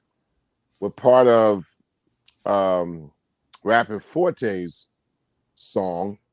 What? Oh yeah. But the whole thing about rapper, exactly. me, Rapping Forte, RA the Rugged Man, and I think a couple other people. I think Ice-T too. Ice-T's on it too. Ice is on it. Oh my God. Yeah, you're gonna get it from Forte, Flatline, Jenny. But wow. But the thing is now, what makes this it's a little crazy now is like you knock out the collab recording, and you know if it's dope, even if it ain't dope, which is dope that you come together. The next request is video. Can you make the video? That's always more difficult than the collab to jump in the studio. I got 14 requests on the table about, yo, can we collab? And I tell this to Doc all the time. I said, Doc, these collaborations are going to be like, can I get a stencil? I kind of, because I want you to sound like Chuck, man. Like, give me a 1988, takes a nation of millions of back, holding me back, Chuck. You know what I mean? It's like, so if I do that 15 times, right? It's like, I might as well give everybody the same verse. Yeah, Yeah, listen, because there's somebody on here who every time you pop up says, just get him to say bass. How low can you go? What? Yeah. What? You do the one verse, you do it forward, and you do it backwards. Yeah, that's that might be good. Like okay, I'll give the same verse, flip it around, scramble it, smother it, don't see that, and then you got my verse to fit in. That's all cool. The problem is, it's like, yo, man, I live in Saskatchewan. Can you fly out here and do the video? We got, and this is the thing that's really kind of funny, and I honor all of it. I'm humbled by it, but like, man, if you could come out to Manitoba, man, we got your flight. We got your flight and hotel. What's up with these Canadians? I got your flight and your hotel, dog. Yeah, no kidding. You get me to go to Winnipeg. Oh man, I honor these things. It's just that it's a slow shaving process. Like I big up to anybody that's hit me up. I got you covered somewhere in the next year. But I did Forte last year, and people who ask for collaborations, they don't kind of understand that. Yeah, there's other people that I'm also obliging. So yeah, we try to be nice and humble about it, and it's usually the case, and people understand. But it's like it's always that, well, fuck them, why not me? It's I only throw you stuff that is for the label, so that's the number one priority for the label. Let's do it all in the the village people for the label. For the label. Yep, that's it. Yeah, man. But this is it's a joy to be able to do it, man. And if I could fit it in and be different, and you know, I'm a firm believer in 2023. We need more 60-second songs. Get it in 60 seconds. Right there with you.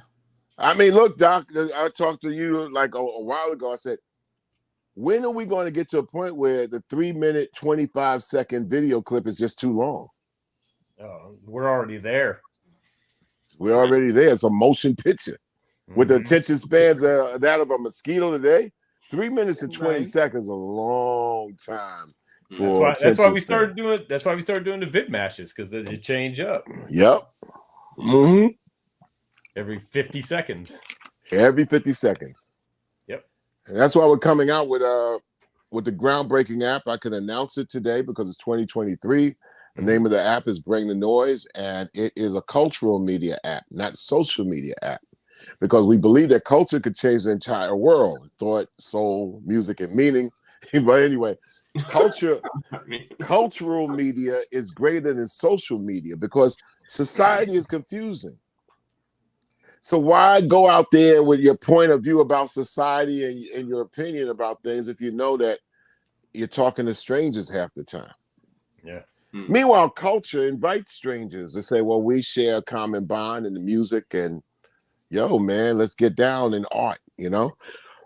We have different tastes, different opinions about art, but we keep it to the core of the culture. And to me, I think cultural media is greater than social media. Yep. So that's what Bring the Noise as an app is going to be. It's a wonderful tool. It's like, let me tell you what it is briefly. It's like TikTok for the 35 and over hip hop generation. As a core, that's the core. It's not uninviting to other things, but they're on the outer peripheral. We are the Arthur Prysock jukebox generation of hip hop. But there's something special in that. Yeah. Because if you don't set some kind of standard, anybody could come in and say anything is art. And I just think, come on, man. It's like art is art, but there's got to be some kind of like merit for those that work hard in art, even though if their results or whatever. We want to honor also the effort.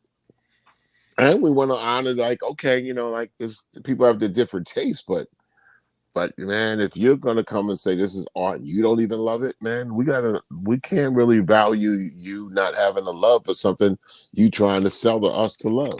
Right. Personally, how I feel, you know. But the Bring the Noise app, like I said, it's not uninviting. And as these things go, the virility is just gonna be what it is. They're gonna come anyway. Because people, but I think as a core, to be able to present what we're doing, I think it's the final galvanizing force that legitimizes a great curation of what we're doing here in Channel Zero, what you do, Jenny, with Flatline, what you've been doing for how long? 50 years? Flatline's been holding it down for 50 years. I owe that man something. He's only 40-some years old, but he's been doing it for 50 years. Yep. Yeah. And Doc, you know, like, come on, you've been doing it for like 75 years, and you're only voicing this. Yep. That's it. You honor the pain of the art form, man. Yeah. And I honor those that honor the pain. As simple as that. Yep. Ain't no nepotism in it. Ain't no favorites. It's like, come on, man, to do this thing, I mean, for like 20 years and just be like, yo, man, I do it because I love it. That's what I want to be around, man. Yeah. Hell yeah. That's what I want to be around, man. I want to, it's like in a ball play, like my team, like, you know what?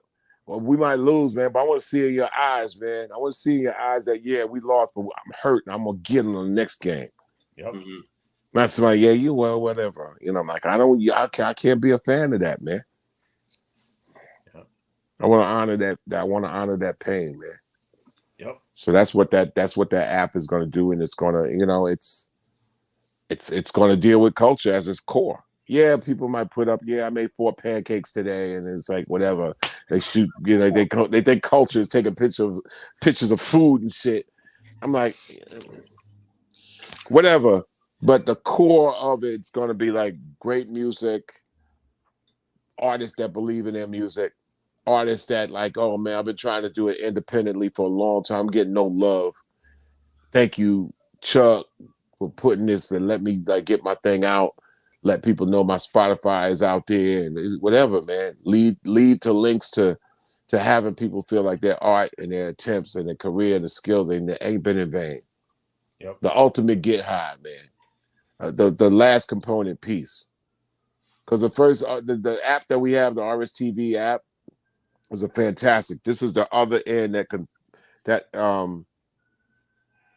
kind of like composes that into a solid united force. You could go to the Bring the Noise app, and in the corner you could go right to Rap Station Radio.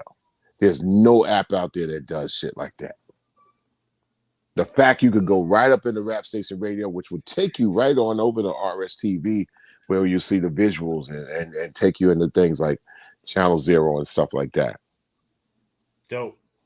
It's going to be dope. We're going to ask people to spend the next 2 to 3 weeks as beta testers, and looking forward to it. At the same time that PBS and BBC covers the Fight the Power, hip hop that changed the world, from that higher level in television and stuff like that, in hopes that it has a decent narrative to explain another aspect of hip hop.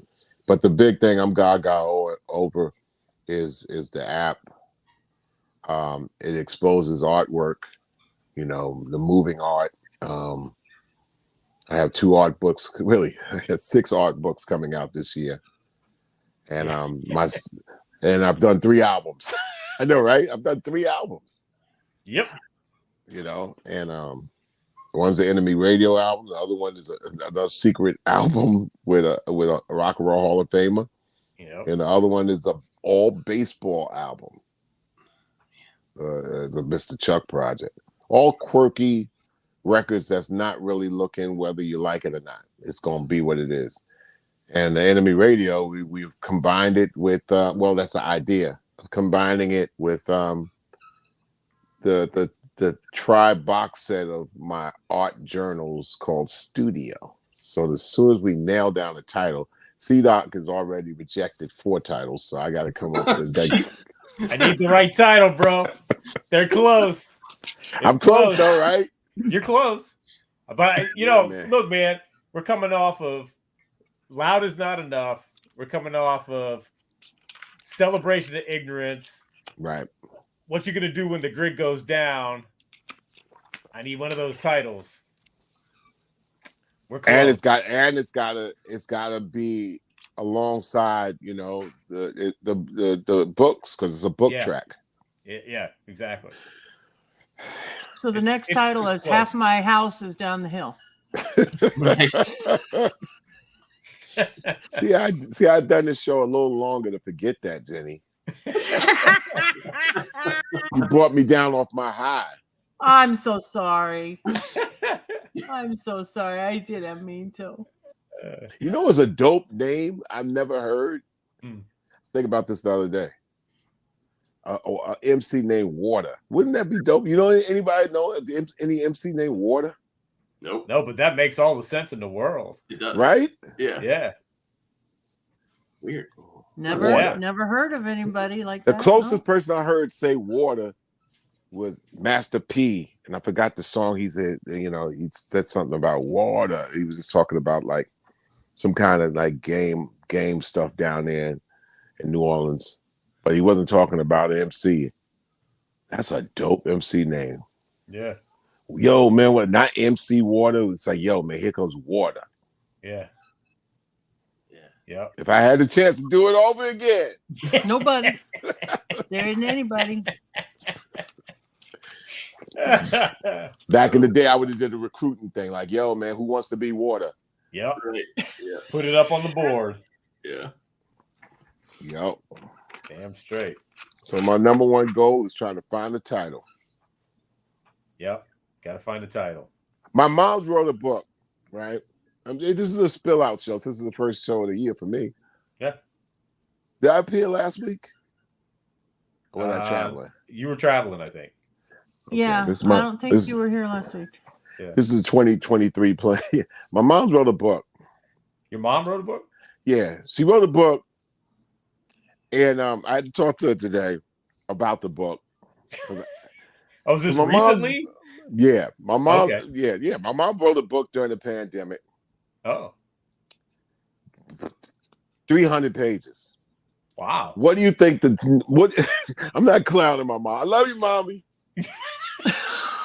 But the same shit you put me through, Doc, I'm putting my mom's through. What do you think the name of that book is my mom wrote?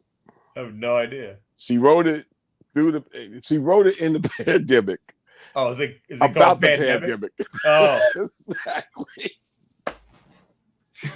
I like it's mommy. Called pandemic. It's called pandemic. It's got a subtitle, but I'm like, mommy.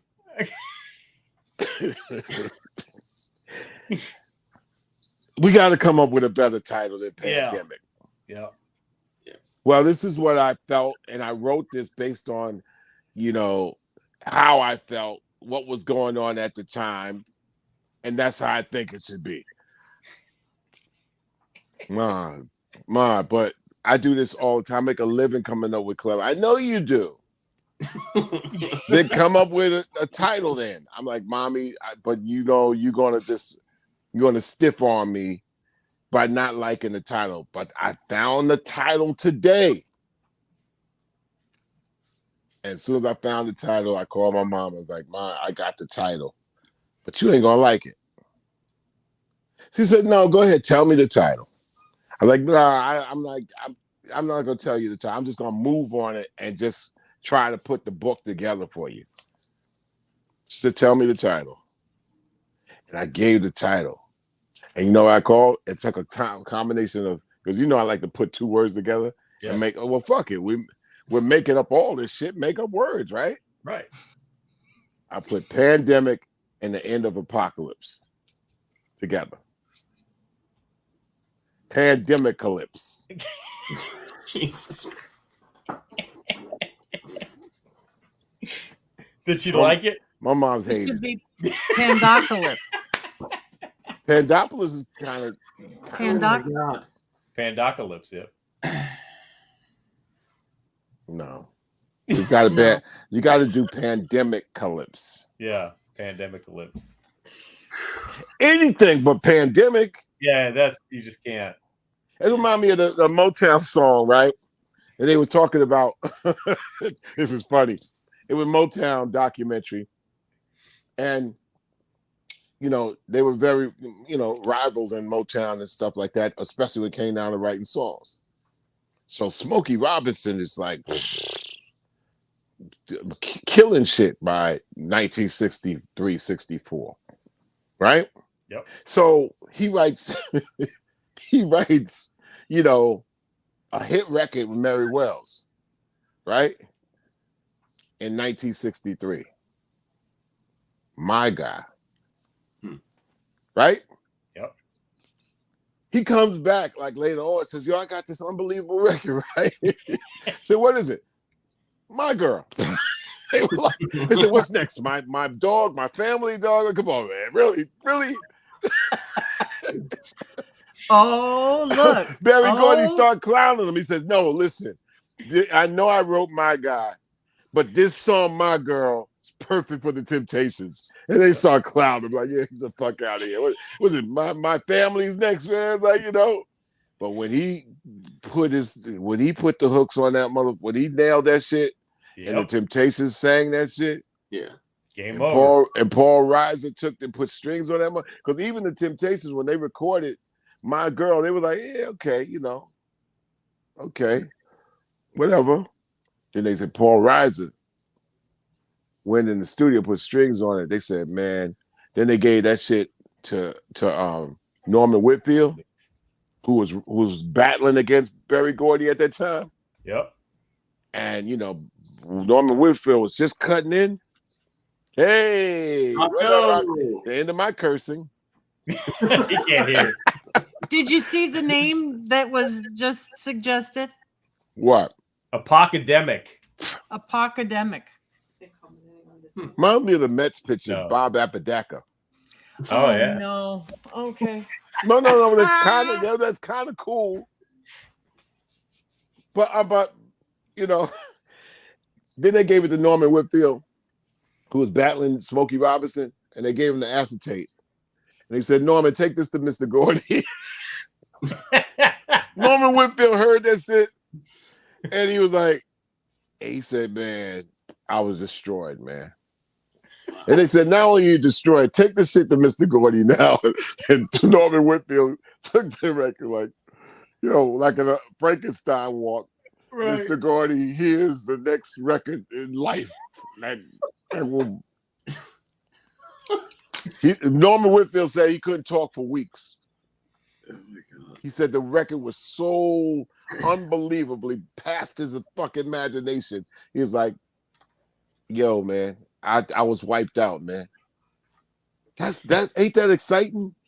That's awesome. That's all, the intensity of competition. Yep. To be that juicy as a story had to be. I mean, here, this is like what 60 years later, man. We're hearing this story. Yep, that's awesome, amazing. Yeah, he said he was wiped out. It's like, yo, man, I was wiped out, man. For 2 weeks, I couldn't say anything, man. He gets Smokey back later on. Smokey comes out with, "I'm ready." I know, get ready. Yeah. And you hear those guys talking about, I mean, this is a song I grew up with as a shorty, so I'm thinking, it's fast paced. As a kid, man, we wrecked the house on, I mean, you play Motown to a black kid in the 60s, that kid is tearing up the house, man. We tore that damn house up. Motown record. Stop the record. Stevie Wonder, Fingertips. Everybody say, yeah. You ripping the house. So Martha Reeves, Heat Wave, Supreme, dun, dun, dun, dun, nowhere to run. All that. We tore the damn house up. So Get Ready was one of those things you tore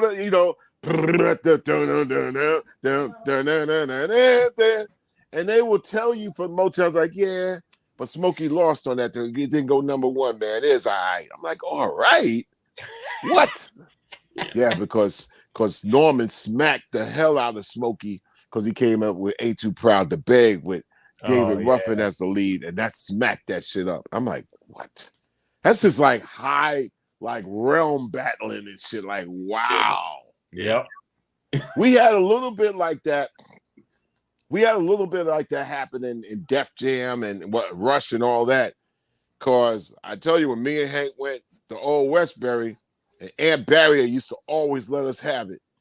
Eric B's brother, God bless the dead, man. He was like, man, y'all PE's old, and I don't know why y'all favorite like this, cause we smacking and smashing that ass. And Eric B and Rock Hill, it's like, yeah. I mean, damn. I mean, we gotta beat that. We gotta beat that. And sure enough, we came out with Yo Bum Rush the Show. Yeah, Eric B for President. And then they came out with an album. No, they came out with, they had Eric B for President, and My Melody was like, boo. And then they was brewing up on their album. Yep. And we did Bum Rush the Show, and they were like, Public Enemy don't want, Woozy Way to Time. They were like, And we're playing with each other on tour. So you start hearing the little remnants of what they gonna have, and then Paid in Full. Oh no. Then they came up with I Know You Got Soul. You got soul. And just when we think we was getting a leg in on that, me and Hank went to Old Westbury, man, and the DJ played this new record by Eric B and Rakim. Let's go. I was like, are you kidding me? Yeah. I was looking at Hank. You was happy, but you was so mad. Like, what the fuck? We just thought we was catching up to these motherfuckers, man. What the fuck is that? And the DJ played the shit like 5 times in the same spot. You got it. You got it. You got it. I know you got song. I was like, that shit is the greatest piece of what in the world. Rakim's is a god, man. And Eric B. And last thing I need to hear from Aunt Barry again when I go back up to Def Jam. Lord. And the next time I saw Aunt Barry, he ain't say shit, but he knew. Yeah. We Eric B. and Rakim. y'all work on, one day y'all get it. Like, fuck you. After that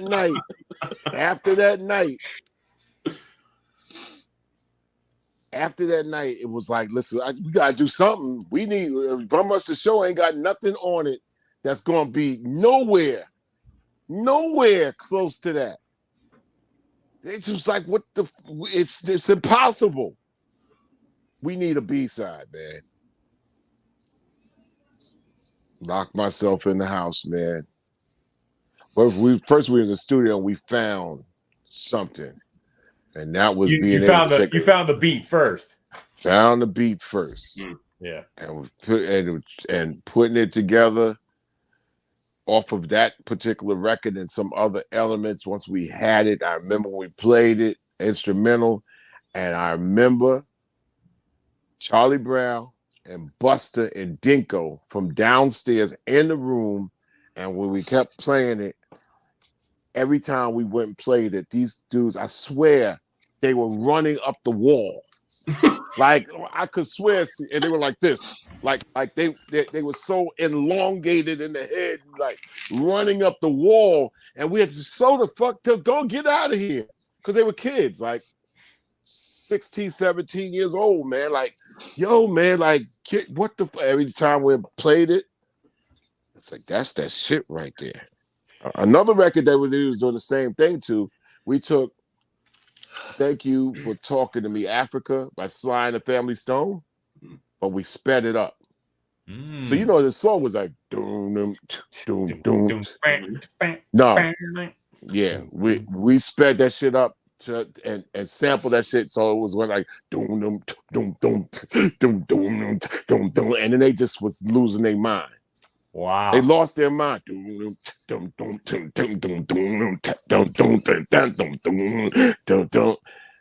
then I was running on the shit, like, get out of here, y'all. So we went back to the oh my God. It's the first thing that makes me feel like like 3 years ago when I did that Public Enemy #1 shit. Yep. And that's what's funny also to hear Sugar Bear some weeks back talk about, because he was in the other room when I was doing Public Enemy #2, it was called. Right. That was the lyrics to Uzi Weighs a Ton. I forgot what it was on. But sure enough, man, we had that music. I said, I'm going to go back to write to this. And I remember going to the crib and writing to this shit. And my mom's just like, what is going on? And it's not a tea kettle going off? Like a tea kettle. I was so inspired, mad. So I say, and all I kept hearing is Aunt Barry's voice. Is y'all old and y'all can't compete with this? And why are y'all even out here? And da. And I was writing with Aunt Barry in my head, man. And I remember Hank came to my crib and said, yo, man, you want to play some ball? And I closed the door in his face. I was so focused. I just, went back upstairs. Wrote it. Had a recording session at Chung King. Went in, they were like, you ready? Played it. Cut it. Not it. Felt that. I went in there like I felt it, but it just didn't have it didn't have that extra. I can't explain it. It didn't have that extra bite to it that was as ferocious as what it was. It's like it didn't have that thing. Like if Busta and Charlie and Dinko was running up the wall on the instrumental, my vocal was killing it. So I remember, like I said, you know what? We got to have another session. I'll get in here Monday. And back then it's different. Like today, people will record, open up their phone and shit. Like back then, it's like you had to get permission and a purchase order, and you had to look forward to that day that you had to get back in, and you better be ready, you know? And I went in there, like puffed out my chest. I said, I got to go in there like this is the last day on earth and go in there. And for some reason, I nailed the vocal. Nailed it. Then I got scared. Did we get that? Did we get it? Yeah, it's in there. Lord, don't erase that one. Because I won't be able to fucking repeat with that much. I don't know what it was. You got to get touched. And back then, you could lose a take. Yeah. You know how you could lose a take? You could lose a take.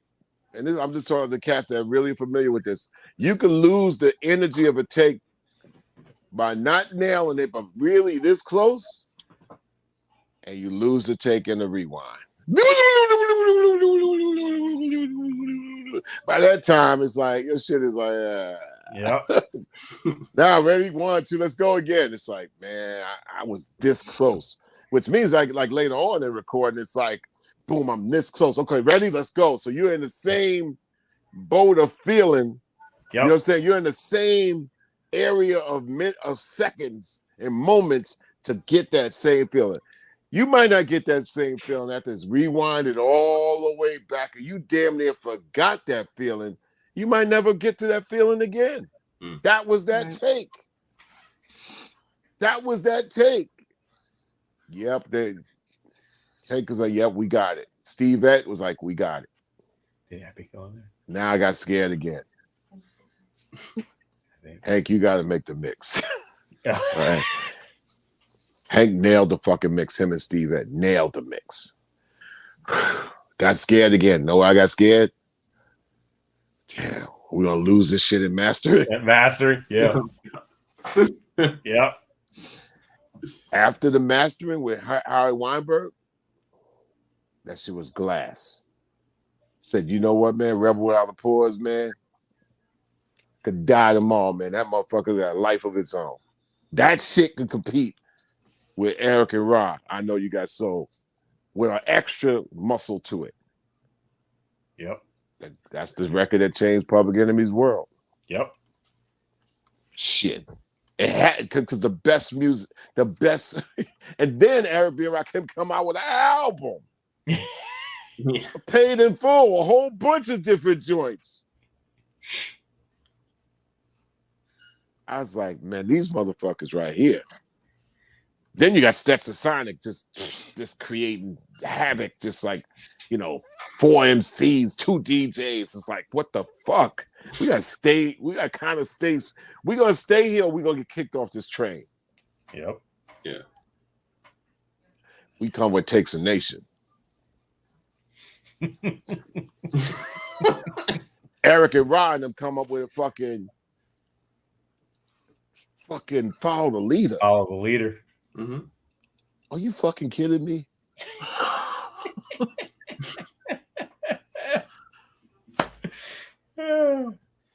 Oh, here comes Kane. The fucking runs. Yo, man. It's like, yo, what the? It's 88 was an OK Corral, man. That was crazy. Cats was coming out, man, like with they full, like it was the OK Rap Corral, man. Yep. It was the first year that people legitimately said that this is an album-oriented music, no longer singles. Daddy? I didn't do a vid check. Fallen Soldiers is at 15,503. 15,000. Fuse, fallen soldier. Pew pew pew pew pew. Yeah, that's excellent. Yeah, good. It's a bittersweet feeling. Yeah. It's a ballad. But you know, I mean, and unfortunately, I said it to Daddy-O. I said this thing is tailor-made for you guys. Yeah. Absolutely tailor-made. Yeah. I go and do my unsung interview 2 days from now. Oh, do you? Nice. Yeah. So, That's a Sonic. That's a Sonic. Nothing like them. Nope. The intensity of, yo, man, 1988, man. That's a Sonic in full gear. Come on, man. Oh yeah. Crazy. That record's so fucking dope. It's hilarious. It's hilarious. It's ridiculous. It's ridiculously good. Because I remember I saw the video for Chalk and All That Jazz. Because remember, I'm in Pittsburgh, so we're not getting this. We're not getting the singles unless you know where to go. You know, I'm going to the mall to get shit, and like, you know, they're not carrying that stuff. So I didn't hear Sally yet. So I see the video for Talking All That Jazz. I'm like, oh, that's dope. Put that on my list, and then I get the album. I'm like, oh my god. Yeah. You know, there needs to be a documentary for Good, Bad, Ugly, Better, or Worse on Tommy Silverman and Monica Lynch. Yeah. Yeah. We already talking. I know we putting these ideas out in the world, but there needs to be done because we're fans. So if somebody decides to make a greatest hip hop rap labels documentary and makes it look good, and doesn't get cheesy around it. Yep. You know. Yep. Gotta do it. You gotta, and I'm not one of these guys that tell you that the 80s is the best period, and the 90s is the best period, and I'm a, kind of slow gas on the 2000s and stuff like that. But I will tell you, it's a different thing when you had groups. Yeah. Mm-hmm. There needs to be a documentary on the bus tour. Oh, not so much a documentary, but that's more sounds like a biopic. I mean, like one of a biopic, like Stetsasonic, Public Enemy, and the De La Soul records doing De La Soul off of it. Yep. Yeah, man. Because I'm telling you, that was an adventurous bus experience. We used to always break down in that old ass bus.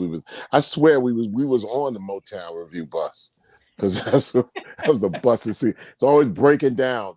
And I remember one time they had a fire in the bus. It seemed like our bus driver put out the fire with his chest. It's like,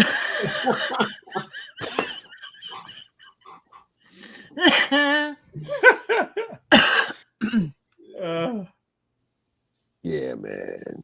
13 people on a 12-seater bus, 12 bunk bus. There's so many hip hop stories that could turn into something, but you also got to be into a type of zone where you don't care what nobody thinks, and I think that's probably the wrong. That's why I'm not in the film game. Doc is in the film game. People in the film game. I don't care about whether somebody likes something or not, but in that world with so many people working together on things, you got to be attracted to some eye. Mm-hmm. So. This is where all the skill sets come in. Yeah. Yep. Yes, indeed. So I gave you guys a story. Yeah, thank you. Story. 62 years old. You better have some stories. I would hope. Imagine a person 60-some years old and it's like, oh, I have no stories. Like, what the fuck have you been doing? Where have you been? Right? Damn, yo. No what stories. What rock have you been under? And also sometimes watch out for the 20-year-old that got so many stories. Like, you 20 years old. Yeah. Right? You got too many stories. Too many stories. Yo, man, your life is something. You're like, what, you 20 years old? You've only been living it for a minute. You reptile years. What the fuck, you know? So it's good balance. Yeah, man. Yeah, the thing that struck me yesterday was watching Jewel talk. You know, the death row stories. I don't know how. I don't know, Jenny. You from the West. When I be hearing those death row stories, man, I be coming away from like, damn, yo, I want to feel good about them, but you just can't. This is not possible. Because with great power comes responsibility. You're supposed to make the place better than how you found it, better for the next ones coming in. Yeah. And I'm not saying, and cats in music are really cats who are not, you do music, you don't do crime. You know what I'm saying? Crime is for real crime dogs. Right. Cats, I know cats grew up, they say, you know what, straight up and down, feels good. I'm a criminal, yo. I'm like, okay. You in your own Batman, Robin, cops and robbers game, cool. And they say, yep, I'm whatever goes down. They didn't fucking rap. Right. They didn't play ball. They were like, yo, man, they play ball. They play music.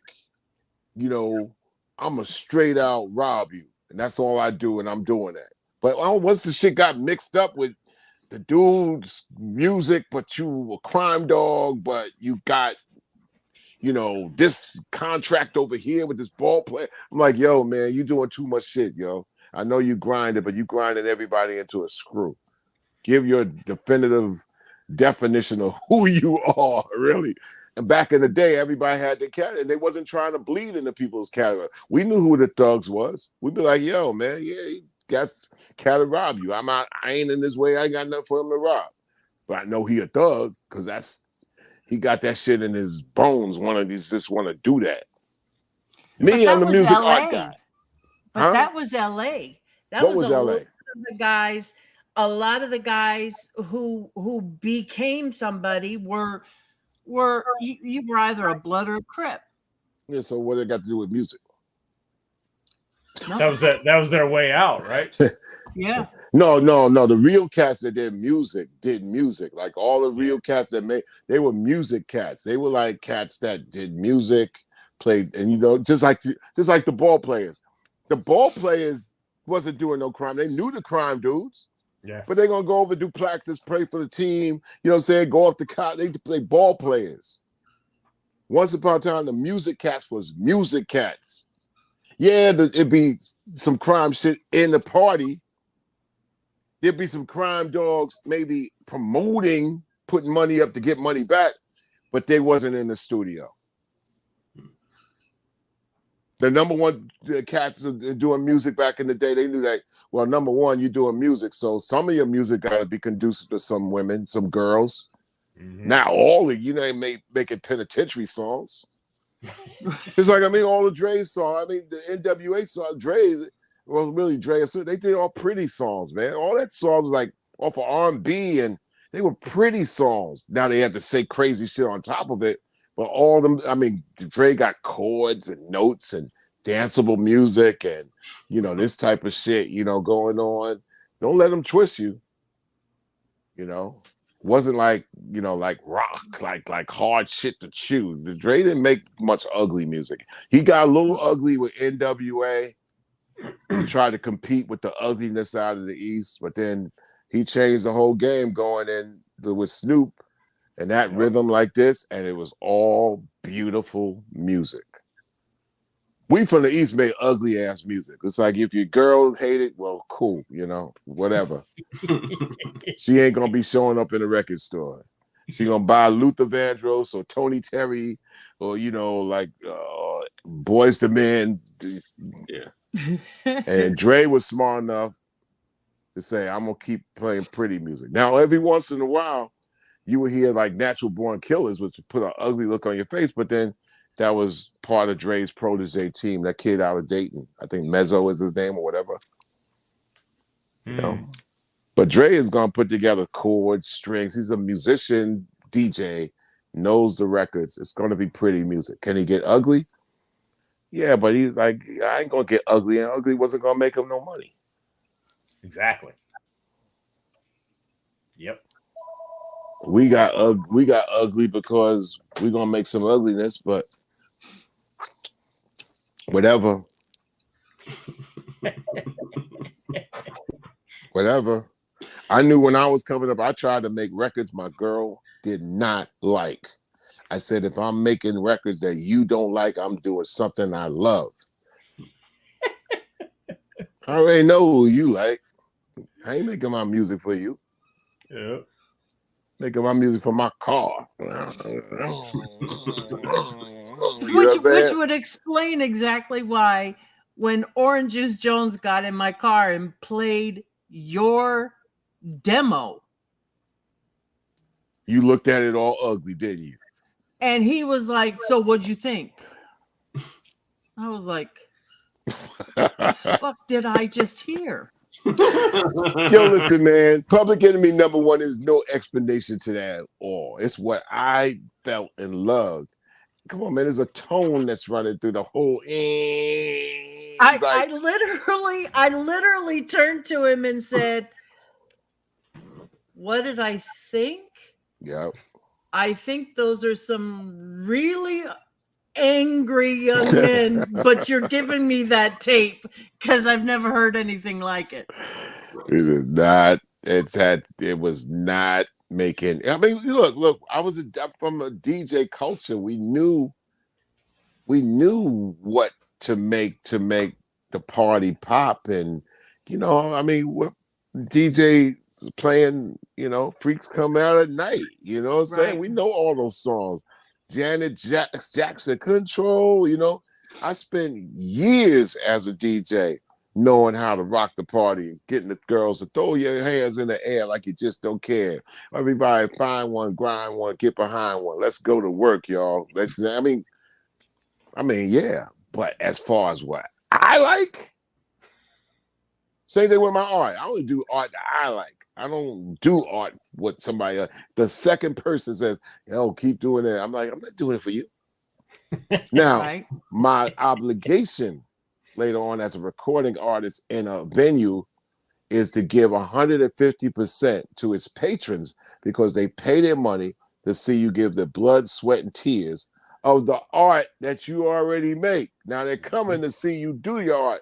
You have your education to them, and that you have your obligation to them, and that is the paramount understanding that a lot of people got away from.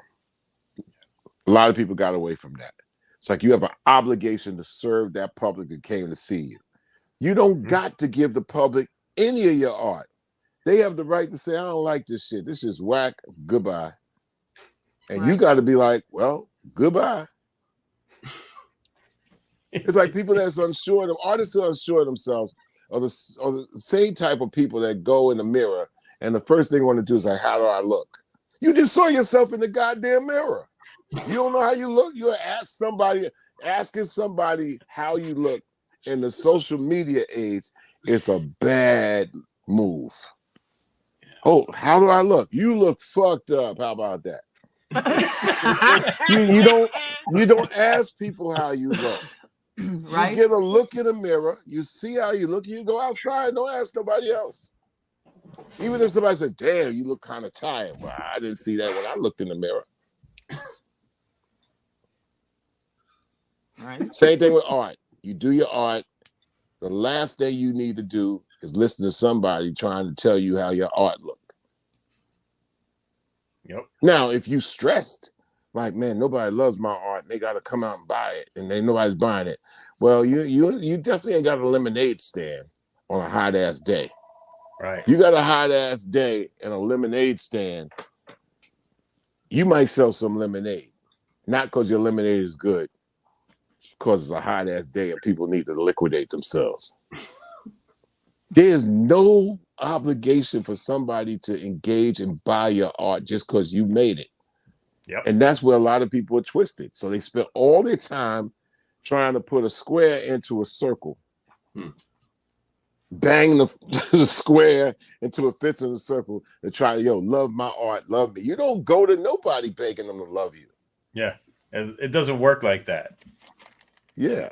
The artists that it always bugged me out. The artists that are like, "Well, I made this, so I deserve this." I'm like, no, doesn't work that way. Doesn't. That's not how it goes. If it was in school, you studied for a test, and you thought you got an A+, you missed a couple, and you're like, "Well, I deserve the A+," but you got 2 wrong. Yeah. But that's neither here nor there. I think the problem in the United States of America, especially, is that there's no art. It's education, so people don't have enough of an educating adherence to art in the arts. So therefore, they wait to get the art sold to them. Yeah. So arts is a product, is a commodity, but it's not. It ain't like I'm hungry. I got to get something to eat because human beings are furnaces. It's like, yeah, I need something to eat. This furnace needs something. I gotta get grub. Yep. That industry, it will always be all right because people need food. They don't necessarily need art in your song. Right. Yep. You know what I'm saying? They don't need art enhances, but art isn't there to stress the beholder out. Oh man, that art is so much, it just drives me to a point I'm so depressed. I'm like, nah, there's other things up in that shit that's dragging your ass down. You can put the art down and put it away. So hopefully, which brings us to a closing point, the Bring the Noise app will be a passage. It will be a portal to expose everybody art the way they consider it to be something that we can help enhance. And that's what we've always been about, whether it's Rap Station, Channel Zero, and You Don't Stop Radio Show, unbelievably put together by my man Flatline, Hip Hop Gods, where he's like the Cal Ripken of shows. It's the Cal Ripken of radio hip hop shows. Nothing we do is lazy. And my problem, and the thing that got me into Rap Station, is that now we got a great rotisserie of shows and curators that take the art seriously, and the combination of the sum of all the parts just make you say, wow, this is some good ass shit, because the people that have the shows love the music. Big up to Tony Spin. So we got Tony Spin. I got a couple more people that want to do shows, Flatline, and add into our Rap Station 365. The original meaning of Rap Station, the original meaning of Rap Station was to be a MP3 repository. Yeah. Mm-hmm. And then what happened, Flat? You Flatline in 2001, 2002. Flatline was doing news stories for Rap Station.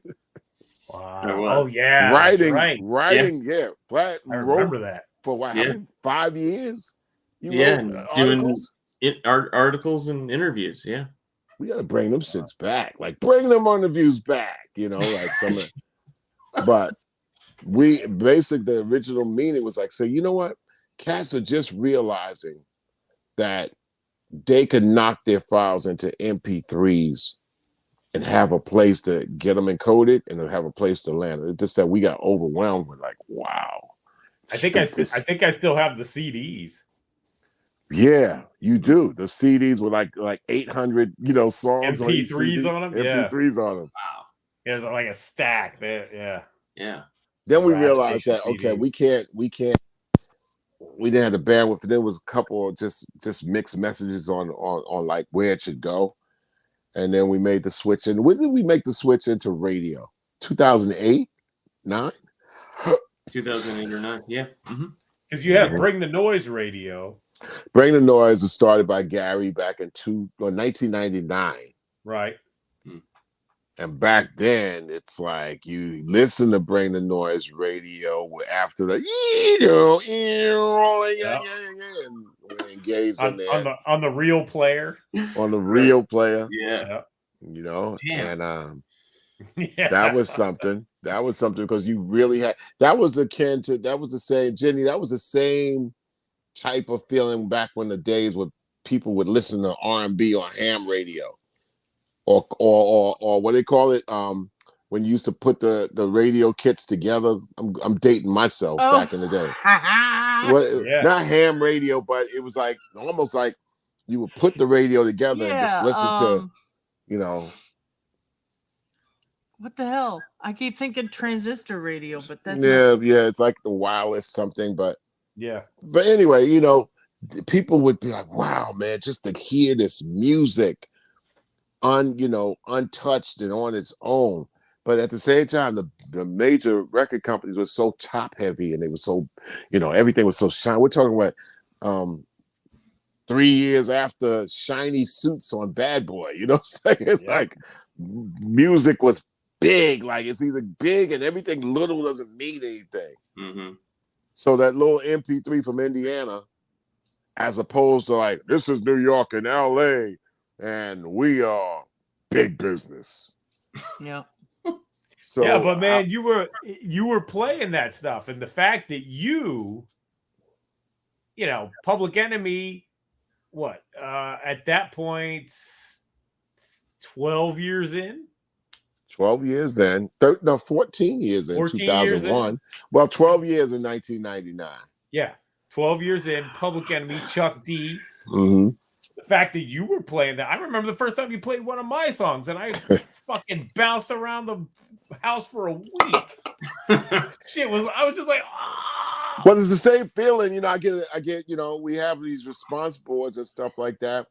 And so when you get something like Bobby J from Rockaway, just appreciating the fact that I play this song, that gives me a buzz of what this shit is all about. Now, if you're an outsider, you don't get it, then our focus maybe should be like making the artists all understand that this is something we want to hit their joy with.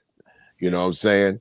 And that's the cool thing. So we go into the radio thing, and the original premise is like, you know what? Maybe we could take all those shows that, like college radio in Lawrence, Kansas, and they've been doing their show for like 8 years, but they're in Lawrence, Kansas, and they got their core audience. And now they're on the internet, but they're on Kansas radio internet station. Yeah. And I could get I'm on Kansas WWW Kansas State radio, and the whole world could get me. Yeah, but the whole world's not listening. Right. Mm-hmm. Come over to us, and you can still be played on there. But if you come over to us and give us your show, we can like corral you because strength in numbers. And that was the original premise of Rap Station. But we never got to that point. We got to a little bit of that, but people kind of still didn't get what we were, right, Flatline?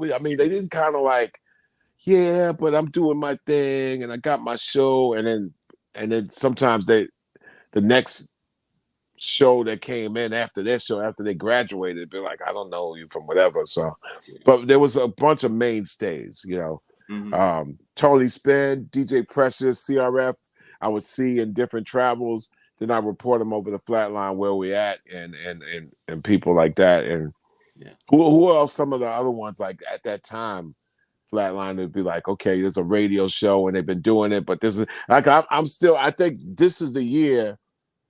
This is the year where a lot of things are coming full circle, because I believe for years I've been telling Special K and Teddy Ted, yo, I just want to get an MP3 of your show and we'll program it in. Yeah. And they've been working with DJ Scratch's Scratch Vision, which is more like an internet satellite type of thing, and it's dope. But I believe that the future of hip hop radio will be hip hop radio shows. Mm-hmm. But taking it back, but very few shows have been as consistent in making a show not seem like an everyday show like Flatline has done. Yeah. And you don't stop the idea that we was able to come up with 14 years ago. It's still unmatched because everybody's scratching their heads like, how do you guys come up with a 2-hour show every week? Right. Yeah. Because how do you come up with a 2-hour show without having spinbacks at least 50% of the show, Yeah, exactly. A show I wish we could have got was Smooth from the show on WBAI. Yeah, they had Jay Smooth because they had the Underground Railroad show in the city in New York, and I was just like, if we could just get your archives over to us, man. But a lot of people looked at us as like, I don't get you guys. I mean, we're just, and we're like, listen, we just. So I'm going through most of my career as a service person of people staring at me and saying, I don't understand what you're doing. So we've come full circle to 2023 where a lot of things are making sense.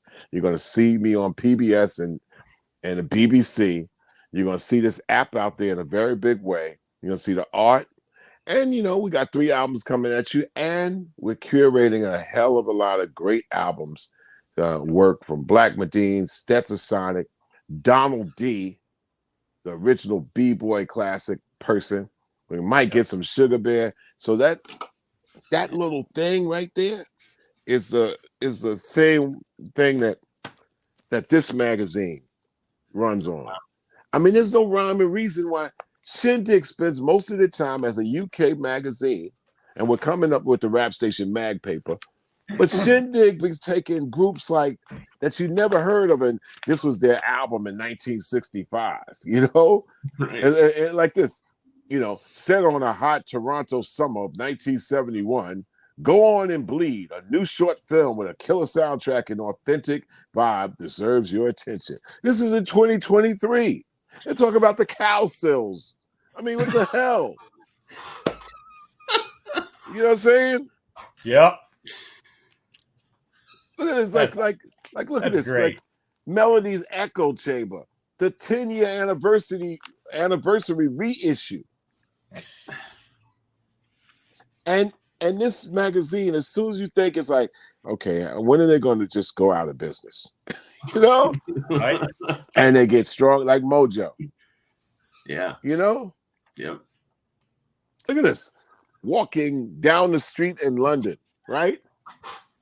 How did 3 girls from American Deep South find themselves on stage at New York's prestigious soul hotbed, the Apollo Theater, then in swinging London, making killing pop soul records with the cream of the city's studio whiz kids, lending their voices, personalities, and undeniable glamour to at least one bona fide classic 45 and much coveted long player. It was a long road for the Flirtations. What the fuck? and you're like, yo, man, it's like the Flirtations. There's got to be something for hip hop and rap music. Hell yeah. It's like says it was just say like we just had Sugar Bear on, and the fact that Rhettmatic was like, oh my God, Sugar. There's something. Right? There's something in them hills. Yeah. Absolutely. We just got to do it. Gotta do it. Yeah. That's it. We just got to do it. So that's my 2023 inauguration speech. Thank you, Commissioner. Report from the Commissioner. As I go back to the asylum, because you got to be crazy to do this shit. Says David Geffen, who made up the record company Asylum, because he said the music business was crazy, and then sold that shit for like fucking billions and billions of dollars off of whatever crazy shit, right? Go figure. Mm-hmm. Yep. Wouldn't you know? There's a lot of hip hop out there that we want to be able to service and treat special. Yeah. Yep. I didn't mean to hold y'all up and keep y'all up. It's man. Hey, it's my birthday show. Why the hell not? That's right. That's what it is. Yep. C-Doc turns 35. Yep. He's aging backwards. Yep. Yep. Benjamin Docalypse. Yep. My beard would beg to differ, but Oh man. So I think my mom would like that title. Pandemic Calypse. Yep. There you go. Or Apocademic. Apocademic. Yes. Thank you, John Perry, for Apocademic. Thank you, John Perry. Yep. There you go. Oh, and thank you for the birthday wish. Thank you. So, yes. Oh, and if you didn't know, this episode, as all our episodes, are brought to you by the Spit Slam Record Label Group. The Spit Slam Record Label Group, a Chuck D situation. Catch us on your favorite streaming platform, on Bandcamp, or visit our official web store at spitslamrecords.com. All releases are available digitally or on CD, with select titles available on vinyl and cassette. The Spit Slam Record Label Group. Throwback to the future sound. I really need to update that. I keep saying it, and I really need to update that. And then you need a better title for the ER record. Yep. We'll get there, sir. I know you got it in you. You're the master of the titles. In case there's anybody still around, next week is DJ Lord. Oh, yeah. Whoa!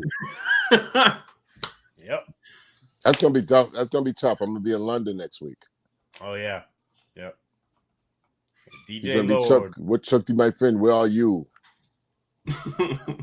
Damn. Let's see. What time is it gonna be? It's gonna be. It'll be what It'll be time? about midnight. It's only 3 hours. For 5 hours. Oh. today is officially It'll be Wisdom 2 a.m. Wisdom We start Beats the day. wife's Oh, birthday. that's right. Okay. Oh. Happy birthday to your wife, Wisdom Beats. Happy birthday. Thank you. Thank you, Wisdom. Appreciate it. Yeah, so it'd be 2 a.m. for you at the beginning of the show, top of the show. Yep. Hey, this is why the Cowsills got that cover story. He's still trying to Look, figure Cowsills. Look. I mean, Oh, the they had a rhythm- reissue? Nah, Like it man. was? The first new music from the Cowsills in nearly 30 years Oh, includes 11 brand new songs Wow. available on CD. it's Digital. taken them 30 years. Yo, man. Featuring the singles Rhythm of the World and Nuclear Winter. There Wow. you go. There you go. www.omnivorerecordings.com. There you go. It's taken Sugar Bear 30 years, 30 plus Yo, years. man, it's the same. We got to look at the same Taking way step as to that. Sonic. I'm trying to Yep, tell it's you. It's step just to like, Sonic, Yep. so. And we have it with the same reverence. Yep. That's Yeah. it. Same That's reverence. exactly it. Yep. Indeed. The Cowsills. Their first album was 1967. Yep. Exactly. Cowsills made records that were on the edges of, I mean, they were pop, bubblegum, Yep. classics. Yeah. I know, you make me happy, happy, happy. Summer everywhere. That type of stuff, dog. Yeah. Okay. Heard on AM radio in New York. Yep. Flowers everywhere. What's the name of that song?